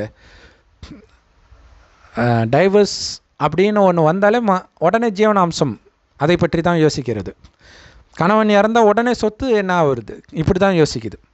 அதுதான் நரகம், அதுதான் கலியுகம். இப்படி இருக்கிறவங்களில் இந்த மாதிரி நேரத்தில் இறைவன் சொல்கிற மாதிரி அனைத்திலிருந்தும் புத்தியை விலக்கி இறைவனை மட்டும் நினைவு செஞ்சுட்டு இருந்தீங்கன்னா நாராயணன். எதன் மீதும் பற்று இல்லை, காமம் இல்லை, கோபம் இல்லை, பேராசை, இதெல்லாம் தூண்டக்கூடியது வந்தாலும் ஓம் சாந்தியாக இருக்கணும். ஓம்னா என்ன? நான் ஆத்மா, அவ்வளோதான். இவங்க உட்காந்து ஒன்றுத்துக்கும் ஒரு அர்த்தம்னா 1 மணி நேரம் விளக்கம் கொடுப்பாங்க. ஏன்னா ஓம்னா ஆத்மான்னு தெரியாததுனால. அகம் ஆத்மா, நான் ஆத்மா. சாந்தினா தெரியும், அமைதி. என்னுடைய உண்மையான குணம் அமைதி. உடல்னு நான் நினச்சதுனால தான் அமைதி போச்சு. காமம், கோபம், பற்று, பேராசை, அகங்காரம் இது நரகத்தில். அமைதி போகும்போது தான் அமைதியை தேடி அவன் கடவுளை தேடுறான். அப்போ தான் வேதங்கள், கோயில்கள் எல்லாமே அவனுக்கு தியானத்தில் இருக்கும்போது காட்சிகள் கிடைக்கிறத வச்சு எழுதுகிறாங்க. ஒரே காட்சியை 10 பேருக்கு காட்சியாக 10 விதமாக புரிஞ்சுக்கும். அப்படி தான் வேதங்கள் வெவ்வேறாக வருது. ஆனால் நல்லா ஆராய்ஞ்சு பார்த்திங்கன்னா இன்றைக்கி எல்லா வேதத்துலேயும் ஒரே விஷயந்தான் இருக்கும். சொர்க்கத்தை விட்டு துரத்துவாங்க அல்லது ராஜ்யத்தை விட்டு துரத்துவாங்க, மீண்டும் அந்த ராஜ்யத்தை அடைவாங்க. மோசஸ் கதையை பாருங்கள், பைபிள் கதையை பாருங்கள். ஆதாமை துரத்துறாங்க, மீண்டும் சொர்க்கத்துக்கு போகிறதுக்கு வழி என்ன? அதுதான் அதோடைய சாரமே. அதே மாதிரி இங்கே பார்த்திங்கன்னா பாண்டவர்களை துரத்துறாங்க, மீண்டும் அங்கே வரணும். அப்போ அதை அடையிறதுக்கு தகுதி என்ன? அந்த வனவாச வாழ்க்கை வாழணும், பற்று இல்லாமல். அதேமாதிரி ராமர் அரியணை ஏறுறதுக்கு முன்னாடி துரத்துறாங்களே, அது ஒரு ஆத்மாவுடைய கடைசி வரை வரக்கூடிய அந்த 84 பிறவியின் கதை ஒருத்தர் வாழ்க்கையிலே நடக்கிற மாதிரி காட்டிடுறாங்க. அதுதான் பிரச்சனை. ஸோ அப்போ அனைத்தையும் வெல்ல முடியுதா? ராமருக்கு அரியணை மேலே ஆசை இல்லை, மனைவி மேலே காமம் இருக்குது. அதுதான் ராவணன் கடத்திட்டு போகிறதுடைய அர்த்தம். அதுதான் அவன் பொம்பளை பொறுக்கியாக காட்டுறாங்களே.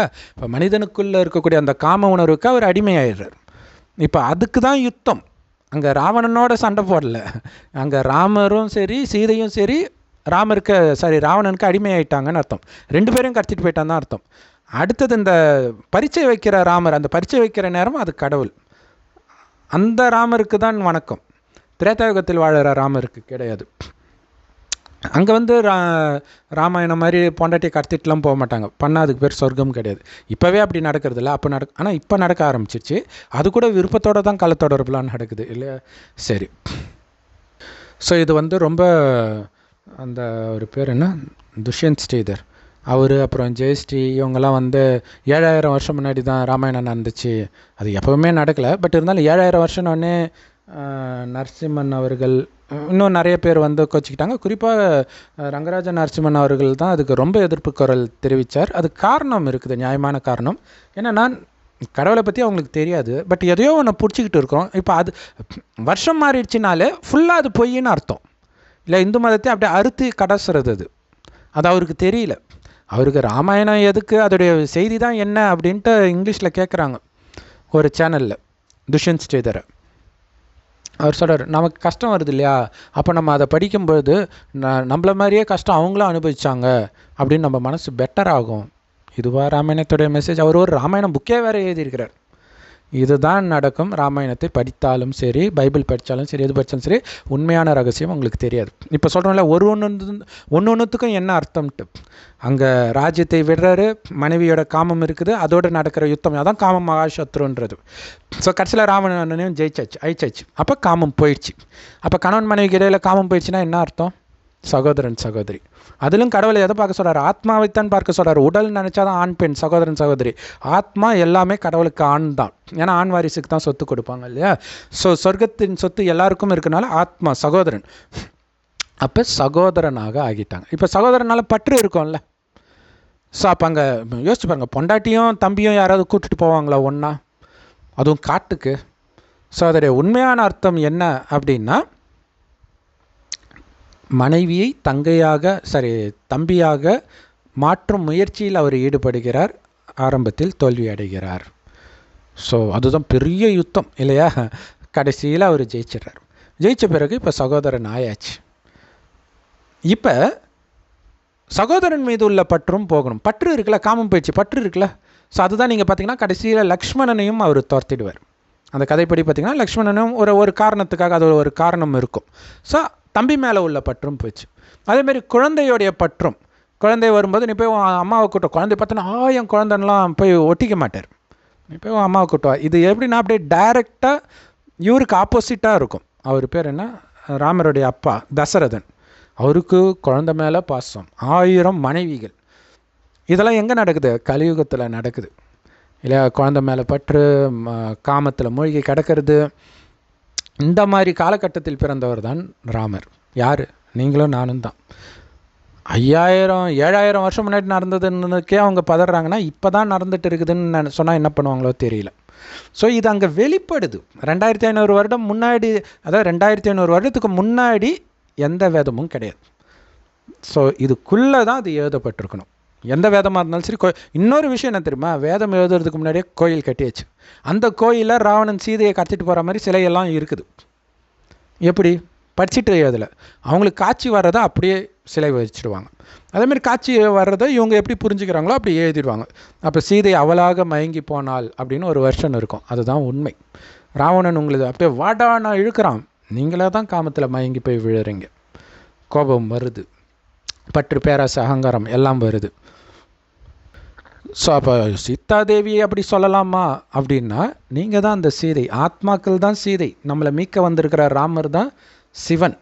அவருடைய நினைவிலே இருக்கணும். கடவுள் சொல்கிறார், சொர்க்கத்தில் எப்படி இருந்தீங்க தெரியுமா, அதைத்தான் சீதை ராவணனுடைய சிறையில் இருக்கும்போது நினச்சி பார்த்துக்கிட்டே இருப்பார். ராமரோடு நான் வாழ்ந்த காலங்கள் அப்படிங்கிறது சொர்க்கத்தில் இருந்த காலங்கள். அதைத்தான் கடவுள் ஞாபகப்படுத்திக்கிட்டே இருக்க சொல்கிறார். காமம், கோபம், பற்று, பேராசாங்கன்னா என்னன்னே தெரியாது. ராஜாக்கள் எல்லோரையும் தன்னுடைய குழந்தைங்க மாதிரி தான் பாவிப்பாங்க. பிரஜைகளும் ராஜா ராணியை தன்னுடைய தாய் தந்தையாக பாவிப்பாங்க. இன்றைக்கி அப்படியா இருக்குது? ஆட்சி செய்கிறவங்கள இப்போ ஒரு பெரிய எதிரி மாதிரி மக்கள் நினைக்கிறதும், மக்களை எதிரி மாதிரி ஆட்சி செய்கிறவங்க நினைக்கிறதும் நடக்குது உலகம் முழுவதுமே. ஆனால் அதான் ராவண ராஜ்யம். ராமராஜ்யம் ஒரே குடும்பம் மாதிரி இருக்கும். ஸோ அந்த பழக்கத்தை இப்போ ஏற்படுத்துகிறார் இல்லையா. கடவுள் ஒருவர் தான் நம்ம எல்லோருக்கும் அப்பா, நம்ம எல்லோரும் அவருடைய குழந்தைகள், அதாவது சகோதரர்கள். சரி, இப்போ கடவுள் இந்த ஞானத்தை கொடுக்குறாரு, எல்லாருக்கும் சமமாக தான் கொடுக்குறாரு. ஆனால் எல்லோரும் சமமாக எடுக்கிறாங்களா? ஸ்கூலில் ஒரே டீச்சர் நடத்தினாலும் எல்லோரும் ஃபஸ்ட் ரேங்க் எடுக்கிறாங்களா? கிடையாது இல்லையா. ஸோ அப்போ இவங்க அந்த குணத்தை தாரணை பண்ணுறது இதெல்லாம் அலட்சியத்தில் கொஞ்சம் கொஞ்சம் விடுவாங்க. ஸோ பக்கா இருக்கிறவங்க ஆரம்பத்தில் வராங்களா? அப்போ கொஞ்சம் கம்மியாக இருக்கிறவங்க அடுத்த ஜென்மம் பிறப்பாங்க, அல்லது அவங்க குடும்பத்தில் பிறப்பாங்க. அதை விட கம்மியாக இருக்கிறவங்க அடுத்த பிரஜை, இந்த மாதிரி. அப்போ அங்கேயே சீக்கிரமும் வருது பாருங்கள், வித்தியாசம் வருது. வெட்டியான் வரைக்கும் வருது. இங்கே காமம் கோபம் எதையுமே விடலாம், ஆனால் ஞானத்தை மட்டும் கேட்குறாங்கன்னா வெட்டியானாக வருவாங்க சொர்க்கத்தில். அதுலேயும் இறைவனை நினைக்க ஆத்மாவுடைய ஆயுள் கூடும். ஆயுள் கூடனா தான் ஆரம்பத்திலே வருவீங்க. ஆயுள் குறையுதுன்னா இல்லை 5000 வருஷம் ஓடணும் ஆத்மா. ஸோ அது ஒரு 3000 வருஷம் தான் ஓடுதுன்னா அதுக்கேற்ற மாதிரி கொஞ்சம் லேட்டாக தான் வரும். 4000 வருஷம் தான் ஒன்று கொஞ்சம் முன்னாடி வரும். ஸோ ஆத்மா இறைவனை நினைக்க ஆத்மாவுடைய ஆயுள் கூடும். ஆத்மா அதாவது இறைவன் நினைவு குறைய ஆயுள் குறைஞ்சிக்கிட்டே வரும். சரி, இப்போ இங்கே வரிசை கிரமம் ஏற்படுது. இது கரெக்டாக எப்படி சொல்லலாம்னா, கடவுள்கிட்ட நெருக்கத்தில் இருக்கிறவங்க ஆரம்பத்திலே வராங்க, உயர்ந்த பதவியில் வராங்க. கடவுள்கிட்ட அந்தளவுக்கு நெருங்க முடியாதவர்கள் கொஞ்சம் எட்ட இருக்கிறாங்க. அப்போ எட்ட வருபவர்கள் தான் அதற்கேற்ற வேலைக்காரர்கள். அந்த மாதிரி அதை கடவுள் என்ன சொல்வார்னா, படித்தவர்கள் முன் படிக்காதவர்கள் படித்தவர்களின் சுமையை சுமப்பார்கள். படித்தவர்கள்லாம் என்ன அர்த்தம்? இந்த ஞானத்தை படித்தவர்கள், இறைவன்கிட்ட படித்தவர்கள், அதன்படி நடந்து தன் குணத்தை மாற்றியவர்களுடைய வேலையை இந்த ஞானத்தை உதாசீனப்படுத்துபவர்கள் செய்வாங்க. துணி துவைக்கிறதா இருக்கட்டும், எல்லா வேலையுமே சரி, இதன் ஆதாரத்தில் தான் நடக்குது.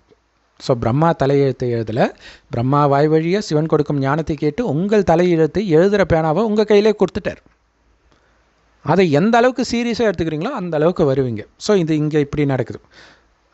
இப்போ நீங்கள் எந்த அளவுக்கு இறைவன் நினைவிலிருந்து மற்றவர்களுக்கு இந்த ஞானத்தை கொடுக்குறீங்களோ அந்த அளவுக்கு சொர்க்கத்துக்கான எல்லா சேமிப்பும் இப்போயும் உங்கள் ஆத்மாவில் சேமிப்பாயிடும். அங்கே போய் நீங்கள் சேமிக்கிறது கிடையாது. அங்கே போகிற கர்மத்தினால உங்களுக்கு எதுவும் பாவமோ புண்ணியமோ ஒட்டாது. அங்கே பாவம் பண்ண மாட்டீங்க, புண்ணியமும் ஒட்டாது. ஏன்னா இப்போ சேர்த்துட்டீங்க சொர்க்கத்துக்கான வருமானத்தை ஃபுல்லாக அனுபவிச்சுட்டு நரகத்திற்கு வரும்போது தான் பாவ கணக்கு ஸ்டார்ட் ஆகுது, பாவ புண்ணிய கணக்கு. ஸோ அதற்கேற்ப நீங்கள் உங்களுடைய பிறவி எல்லாம் அமையுது. ஸோ அப்போ கடவுள் எல்லோரையும் சமமாக நினைத்தாலும் மனிதர்கள் அலட்சியப்படுத்தும் போது கடவுள் என்ன பண்ண முடியும்?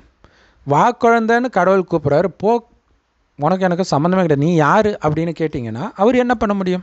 அவர் சொத்து கொடுக்கறதுக்கு தான் கூப்பிட்றாரு. ஸோ இதில் தான் வரிசை கிரமம் ஏற்படுது. ஸோ அதே மாதிரி போக போக பார்த்திங்கன்னா இறைவனை விட்டு அந்த நிராகரிப்பார்னு சொல்கிறாங்களே, அவங்க எட்ட போய்கிட்டே இருக்கிறாங்க. அப்போ பாருங்கள், பிறப்பாலையுமே இல்லை ஆரம்பத்திலே பிறக்காமல் லேட்டாக பிறக்கிறாங்க. அப்போ கடவுள் படைத்த அந்த சொர்க்கத்துக்கு கடவுளே வரமாட்டார். அதனால தான் அன்பே சிவன் சொல்கிறது. அதனால தான் பெருமாள் கோயிலில் சிவன் இருக்க மாட்டார். ஆனால் சிவன் கோயிலில் கண்டிப்பாக பெருமாள் மட்டும் இல்லை, எல்லா தேவதைகளும் இருப்பாங்க. ஏன்னா எல்லாரும் இருக்கும்போது கடவுள் வரார். அங்கே சொர்க்கத்தில் கொஞ்சம் பேர் தான் இருப்பாங்க. அப்புறம் வெறும் 9 லட்சம் பேர் தான் இருப்பாங்க. அப்புறம் கொஞ்சமாக மக்கள் தொகை அதிகமாகிட்டே இருக்கும். ஸோ அதனால் எல்லா உயிரும் சமம்தான் பார்க்கறதுக்கு, தோற்றத்தில். குணத்தில் சமம் கிடையாது. இந்த ஞானத்தை எடுக்கிற விதத்தில் சமமாக இருக்கிறது கிடையாது. அவங்க அதிர்ஷ்டம் தான் சொல்லணும். உதாசீனப்படுத்தினா நம்ம என்ன பண்ண முடியும்? இப்போ ஏன் சமம் இல்லையான்ட்டு இப்படியே பேசிக்கிட்டு இருந்தால் என்ன பண்ண முடியும்? அந்த நேரத்தில் இறைவனை நினச்சா முன்னாடி வந்திருக்கலாம்ல. ஸோ அதை புரிஞ்சுக்கணும். சரி, அடுத்தது இந்த கலியுக பிராமணர்கள் புத்திசாலிகள் அப்படின்னு சொல்கிறாங்களே, அப்படின்னா இறைவனுக்கு சேவை செய்பவர்கள் அப்படி இருக்கிறாங்க, அந்த வம்சம் தான் வருது. அப்போ கடவுளுக்காகவே இருப்பாங்க அவங்க. அப்படி இருந்தவர்கள் அதுக்கப்புறம் மற்ற வேலைகள் இதெல்லாம் வேற போக ஆரம்பிக்கிறாங்க. எப்போவுமே கடவுளுக்கு நெருக்கத்தில் உள்ளவர்களுக்கு மரியாதை கொடுக்கத்தான் படும், எல்லா மதத்திலுமே இப்போ வரைக்கும். போப்பாண்டவருக்கு மரியாதை கொடுக்கல, பாதிரியாருக்கு மரியாதை கொடுக்கல, கன்னிகாஸ்திரிக்கு மரியாதை கொடுக்கல. ஏன்னா கடவுள் உயர்ந்தவர்னா அவருக்கு சேவை செய்கிறவங்களுக்கு மரியாதை கொடுக்க தான் செய்வாங்க இல்லையா? கடவுளே இல்லாதவங்க தான் உட்காந்துக்கிட்டு அந்த பிராமணர்களை எடுத்து தப்பாக பேசுனாங்க. ஏன்னா பிராமணர்கள் தான் இந்து மதத்தை உருவாக்குனாங்கன்னா அவங்க தப்பாக புரிஞ்சுக்கிறாங்க. ஹிந்துன்னு ஒரு மதம் கிடையாது, ஆதிசநாதன தேவி தேவதா தர்மம் தான். எப்போ காமத்தில் விழுறாங்களோ அப்போ தேவதைன்னு சொல்லிக்க கூச்சப்பட்டுக்கிட்டு தன்னை ஹிந்துன்னு சொல்லிக்கிறாங்க. ஏன்னா அப்போ இந்தியாவுடைய பேர் ஹிந்துஸ்தான்னு இருக்கும். அப்போ இந்துஸ்தானில் வசிப்பவர்கள்னு அர்த்தம் ஹிந்துன்னா. தமிழர்கள்ன்றது மதம் கிடையாதுல்ல, தமிழ்நாட்டில் வசிப்பவர்கள். ஸோ அந்த மாதிரி தான் அது வந்தது. ஸோ அதனால தான் இந்து மதத்தை யார் கண்டுபிடிச்சான்னு தெரியாத காரணத்தினால அது எப்பத்துல இருந்தோ இருக்குது அப்படின்னு சொல்லிட்டாங்க. ஸோ எப்பத்தில் இருந்தோன்னாலும் ஒரு டைம் இருக்கும்ல, அது ஏதோ ஒரு டைம் இருக்கும்ல. அது எப்போ ஆதினா கூட அந்த ஆதிக்குன்னு ஒரு டைம் இருக்கும்ல, ஸ்டார்டிங் எப்போ தெரியாது. ஸோ அதனால் கண்ணை மூடிட்டு எப்போவோ ராமாயணம் நடந்துச்சு, மகாபாரதம் நடந்துச்சு அப்படின்னு நீங்கள் சொல்கிறதுனால யாருக்கோ நடந்துச்சுன்ட்டு நீங்கள் பாட்டு கம்முன்னே இருப்பீங்க. ஆனால் அது உங்கள் வாழ்க்கையில் அந்த பிரச்சனை வரப்போகுது. அந்த நேரம் நீங்கள் எப்படி எதிர்கொள்ளணும்னு அதில் இருக்குது அப்படிங்கிறத நீங்கள் புரிஞ்சுக்கணும். ஆனால் அதை படிக்காட்டினாலும் நஷ்டம் இல்லை. ஆனால் அதை படிக்கும்போது உங்களுக்கு இன்னும் படிக்க தேவையில்லை. இப்போ தான் எல்லாம் சீரியலாக எடுத்துட்டாங்க இல்லையா? ஸோ படித்து அப்படியே விஸ்தாரத்துக்கு போய் அந்த துஷ்யந்த் ஸ்ரீதர் பேட்டியில் ஒன்றுமே இருக்காது. உட்காந்துட்டு ராமாயணத்தில் வந்து முதல் வருஷத்தில் வந்து முதல் எழுத்தெல்லாம் நீங்கள் எடுத்துக்கிட்டே வந்தீங்கன்னா அதான் காயத்ரி மந்திரம். இதுதானா ராமாயணத்தை பார்த்து நீங்கள் கற்றுக்கிட்டது? இந்த மாதிரி தான் கிளை எப்படி இருக்குது, இலை எப்படி இருக்குது, இப்படி போயிடுவாங்க விஸ்தாரமாக. விதைக்கிட்டத்தான் ஞானம் இருக்குது. அதை கோடியில் சிலர் தான் இந்த ஞானத்தை எடுத்து சொர்க்கத்துக்கு வராங்க. ஸோ அந்த ஒருவரில் சிலராக நீங்கள் இருந்தால் மட்டும்தான் உங்களால் இந்த வீடியோவை இவ்வளோ நேரம் பொறுமையாக கேட்க முடியும். நீங்கள் முதல் தடவையாக பார்த்து உங்களுக்கு சில விஷயங்கள் இடிக்குது, கோபம் வருதுன்னா கூட நீங்கள் தேவதை தான், இல்லைன்னா இவ்வளோ பொறுமை கண்டிப்பாக இருக்காது. போக போக போக போக கொஞ்சம் கொஞ்சமாக நீங்கள் புரிஞ்சுக்குவீங்க. ஓம் சாந்தி. தேங்க்ஸ் ஃபார் வாட்சிங். ஸோ அடுத்தது இன்னொரு முக்கியமான விஷயம் சொல்ல மறந்துட்டேன். இந்த பிராமணர்கள் புத்திசாலிகளாக இருக்கிறாங்களே அப்படிங்கிறது வந்து வெறும் கடவுளுடைய வேலையே செய்யும் பொழுது, வெளி உலக விஷயத்தில் புத்தி இல்லாத பொழுது கண்டிப்பாக புத்திசாலியாக தான் இருப்பாங்க. ஆனால் எப்போ அந்த வெளி உலக விஷயத்தில் மயங்குறாங்களோ அப்போ சக்தி குறைய ஆரம்பிச்சுக்கிட்டே இருக்கும். அதுக்கப்புறம் பார்த்திங்கன்னா இப்போ பிராமணர்கள் அதே மாதிரி இருக்கிறாங்கன்னு சொல்ல முடியாது இல்லையா? ஸோ இப்போ இருக்கிற விஷயங்கள் வந்து இப்போ இருக்கிறது எதுலையுமே ஒத்து வராது. ஏன்னா எல்லாமே வந்து சாத்தான் எல்லாத்தையும் புட்டிச்சு ஒரு வழி பண்ணிட்டான் எல்லாரையுமே. ஆனாலும் இப்போவும் நல்லா படிக்கிறாங்க ஒருத்தங்க அப்படின்னா அது எந்த மதத்தை சார்ந்தவராக இருந்தாலும் சரி, எந்த ஜாதியை சார்ந்தவராக இருந்தாலும் சரி, ஒன்று மட்டும் புரிஞ்சுக்கலாம், அது சமீபமாக கடவுள்கிட்ட இருந்து வந்த ஆத்மான்னு புரிஞ்சுக்கலாம். ஏன்னா இப்போ நம்ம வந்து சொர்க்கத்தில் இருந்தோம், எந்த பாவமும் செய்ய மாட்டோம். நரகத்தில் காமம் இதெல்லாம் மூழ்கி ஆத்மா சக்தி இழந்து சோர்ந்து போயிருப்போம். இப்போவும் கடைசியிலையும் வரும். அது சொர்க்கத்துக்கு வர்றதுக்கு தகுதி இல்லை, நரகத்திலையும் ஆரம்பத்துக்கு வர்றதுக்கு தகுதி இல்லை, அதெல்லாம் ஓகே. ஆனாலும் கடவுள்கிட்ட வந்து நேரடியாக வரும்போது அதுக்கு சக்தி இருக்கும். ஏன்னா அதுக்கு முன்னாடி ஜென்மத்தெல்லாம் காமெல்லாம் இல்லை, ரொம்ப நாளாக கடவுள்கிட்டே இருந்துருக்குது. அதனால் இந்த வெளி உலக கவர்ச்சி அதை பிடிச்சி இழுக்காது. அப்படின்னாலே என்ன ஆகும்? கான்சன்ட்ரேஷன் பவர் ஈஸியாக இருக்கும். அப்போ அவங்க புத்திசாலியாக தான் இருப்பாங்க. அவர்கள் ஒருவேளை பிராமண குலத்தில் பிறக்கிறாங்களா அப்படின்னா அதுக்கு வாய்ப்பு இருக்குது. ஏன் வாய்ப்பு இருக்குது அப்படின்னா மற்றதுலேயும் பிறக்கலாம். ஏன்னா அது முதல்ல வரும்போது எல்லாத்துலேயுமே அது கொஞ்சம் நிரம்பி தான் இருக்கும், மற்ற எல்லாரையும் விட. அழகு, கலரு, செல்வம், குணம் எல்லாத்துலேயுமே. ஸோ அப்படி யார் இருக்கிறா ஒவ்வொரு மதத்துலேயும், இந்து மதத்தில் மட்டும் இல்லை, இந்து மதத்தில் பிராமணரை வச்சுக்கலாம். ஏன்னா நிறைய பேர் பணக்காரர்களாக இருக்கிறாங்க, வெளிநாட்டில் இருக்கிறாங்க, அவங்க குடும்பத்தில் பிறக்கலாம். இது வந்து அனுமானம் தான், இப்படி தான் பிறக்கணும்னு அவசியம் கிடையாது. அதே மாதிரி முஸ்லீம் மதத்துலேயும் பார்த்திங்கன்னா அந்த துபாய் இந்த மாதிரி பணக்கார நாடாக இருக்குது இல்லையா, சவுதி அரேபியா, அந்த மாதிரி இடத்துல தான் முதல்ல பிறக்கிற ஆத்மா பிறக்கும். அதனால தான் இப்போவும் அது பணக்கார நாடாக தான் இருக்குது இல்லையா? ஸோ அந்த மாதிரி இப்போ அம்பானி குடும்பத்தில் பிறக்கிறவங்க இவங்களாம் பார்த்திங்கன்னா சமீபமாக வர ஆத்மாக்களாக இருப்பாங்க. ஸோ அப்போ பிராமணர்கள் வந்து நல்லா படித்தாங்கன்னா அப்போ அந்த டைமில், நல்லா படித்த டைமில் அது புதுசாக வந்த ஆத்மாவாக இருக்கும். அதே இங்கேருந்து வந்த பிராமணன் ஆத்மா அடுத்த ஜென்மத்தில் பிராமணனாக இருக்கணும்னு அவசியம் கிடையாது. பெரும்பாலும் இருக்க மாட்டாங்க, இறங்க தான் செய்வாங்க. இன்னும் கேட்டிங்கன்னா அங்கே பிராமணனாக இருக்கிறவங்க தான் இன்றைக்கி கீழான நிலையில் போய் பிராமணர்களை எதிர்த்தே கூட பேசுவாங்க. ஏன் அப்படின்னா நான் இருந்த இடத்துல இன்னொருத்தன் வந்துட்டானேன்ற கோபம், அது எல்லாம் கடைசியில் காட்சி காட்டும்போது அவங்களுக்கே அவங்கள பார்த்து சிரிப்பாக இருக்கும். உண்மையிலே திருமாவளவன் அவர்கள் வந்து பிராமணனாக இருக்கிறதுக்கான வாய்ப்பு ரொம்ப அதிகம். ஏன்னா அவர் சொல்கிறார் இல்லையா, நான் மாமிசம் சாப்பிட மாட்டேன், ஏன்னு தெரில, எனக்கு பிடிக்கலன்ட்டார். அவ்வளோதான், எனக்கு பிடிக்கல, முடிஞ்சு போச்சு, எந்த கேள்வியும் கேட்க முடியாது. ஸோ அப்போ பல ஜென்மமாக மாமிசம் சாப்பிடாதவர்களுக்கு தான் அந்த குணம் டக்குன்னு வரும். இல்லாட்டினா சும்மா அப்படி சாப்பிட ஆரம்பிப்போம், அவ்வளோதான், அடிமையாகிடும். அப்படின்னு என்ன அர்த்தம்? நம்ம பிராமணனாக இருந்து பல ஜென்மம் ஆயிடுச்சின்னு அர்த்தம் இல்லையா? ஸோ பிராமணனாக இருக்கணும்னு அவசியம் இல்லை. பிராமணர்கள் அது ஒரு தொழில். ஆனால் ராஜா தான் உயர்ந்தவர்கள் சொர்க்கத்துலேயுமே, சாரி நரகத்தில். ஏன்னா ராஜா தானே நியமிக்கிறாங்க. அப்போ என்ன ஆகுன்னா அந்த கடவுளுடைய வேலை செய்யும்போது அவங்க மற்ற எல்லா வேலையும் விட்டுட்டு வராங்க இல்லையா? அதனால் மக்கள் அவங்களுக்கு காணிக்கையாக கொடுப்பாங்க, ராஜாக்கள் கூட நிலத்துக்கு கொடுப்பாங்க. இது எல்லா மதத்திலும் உண்டு. பைபிளை நீங்கள் பார்த்தீங்கன்னா தெரியும். பைபிளில் அந்த ஆச்சாரியாருக்கு, லேவியருக்கு இவ்வளோ காணி நிலம் கொடுக்கணும், சாப்பாடு கொடுக்கணும், காசு கொடுக்கணும், எல்லாமே இருக்கும். கடைசியில் எதுவுமே கிடைக்கலன்னு அவங்க போய் வேறு வேறு இடத்துக்கு போயிட்டாங்கன்னு வரும். அதுதான் இந்த கடைசி காலம் இப்போ இருக்கிறது. எல்லாம் வேறு நாட்டுக்கெல்லாம் போயிட்டாங்க இல்லையா? ஸோ அவங்களெல்லாம் மீண்டும் வந்து அழைச்சிட்டு வரதாக காட்டியிருக்கிறாங்க. மீண்டும் அதே மாதிரி நடக்கும்னா 5000 வருடம் கழிச்சு தான் நடக்கும்.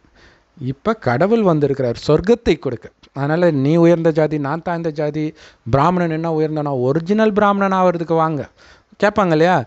நான் பிராமணன் ஆகிட முடியுமா? நான் மதம் மாறிக்கலாம், ஆனால் சாகிற வரைக்கும் நான் இந்த ஜாதியிலே தானே இருப்பேன். நான் பிராமணன் ஆக முடியுமா?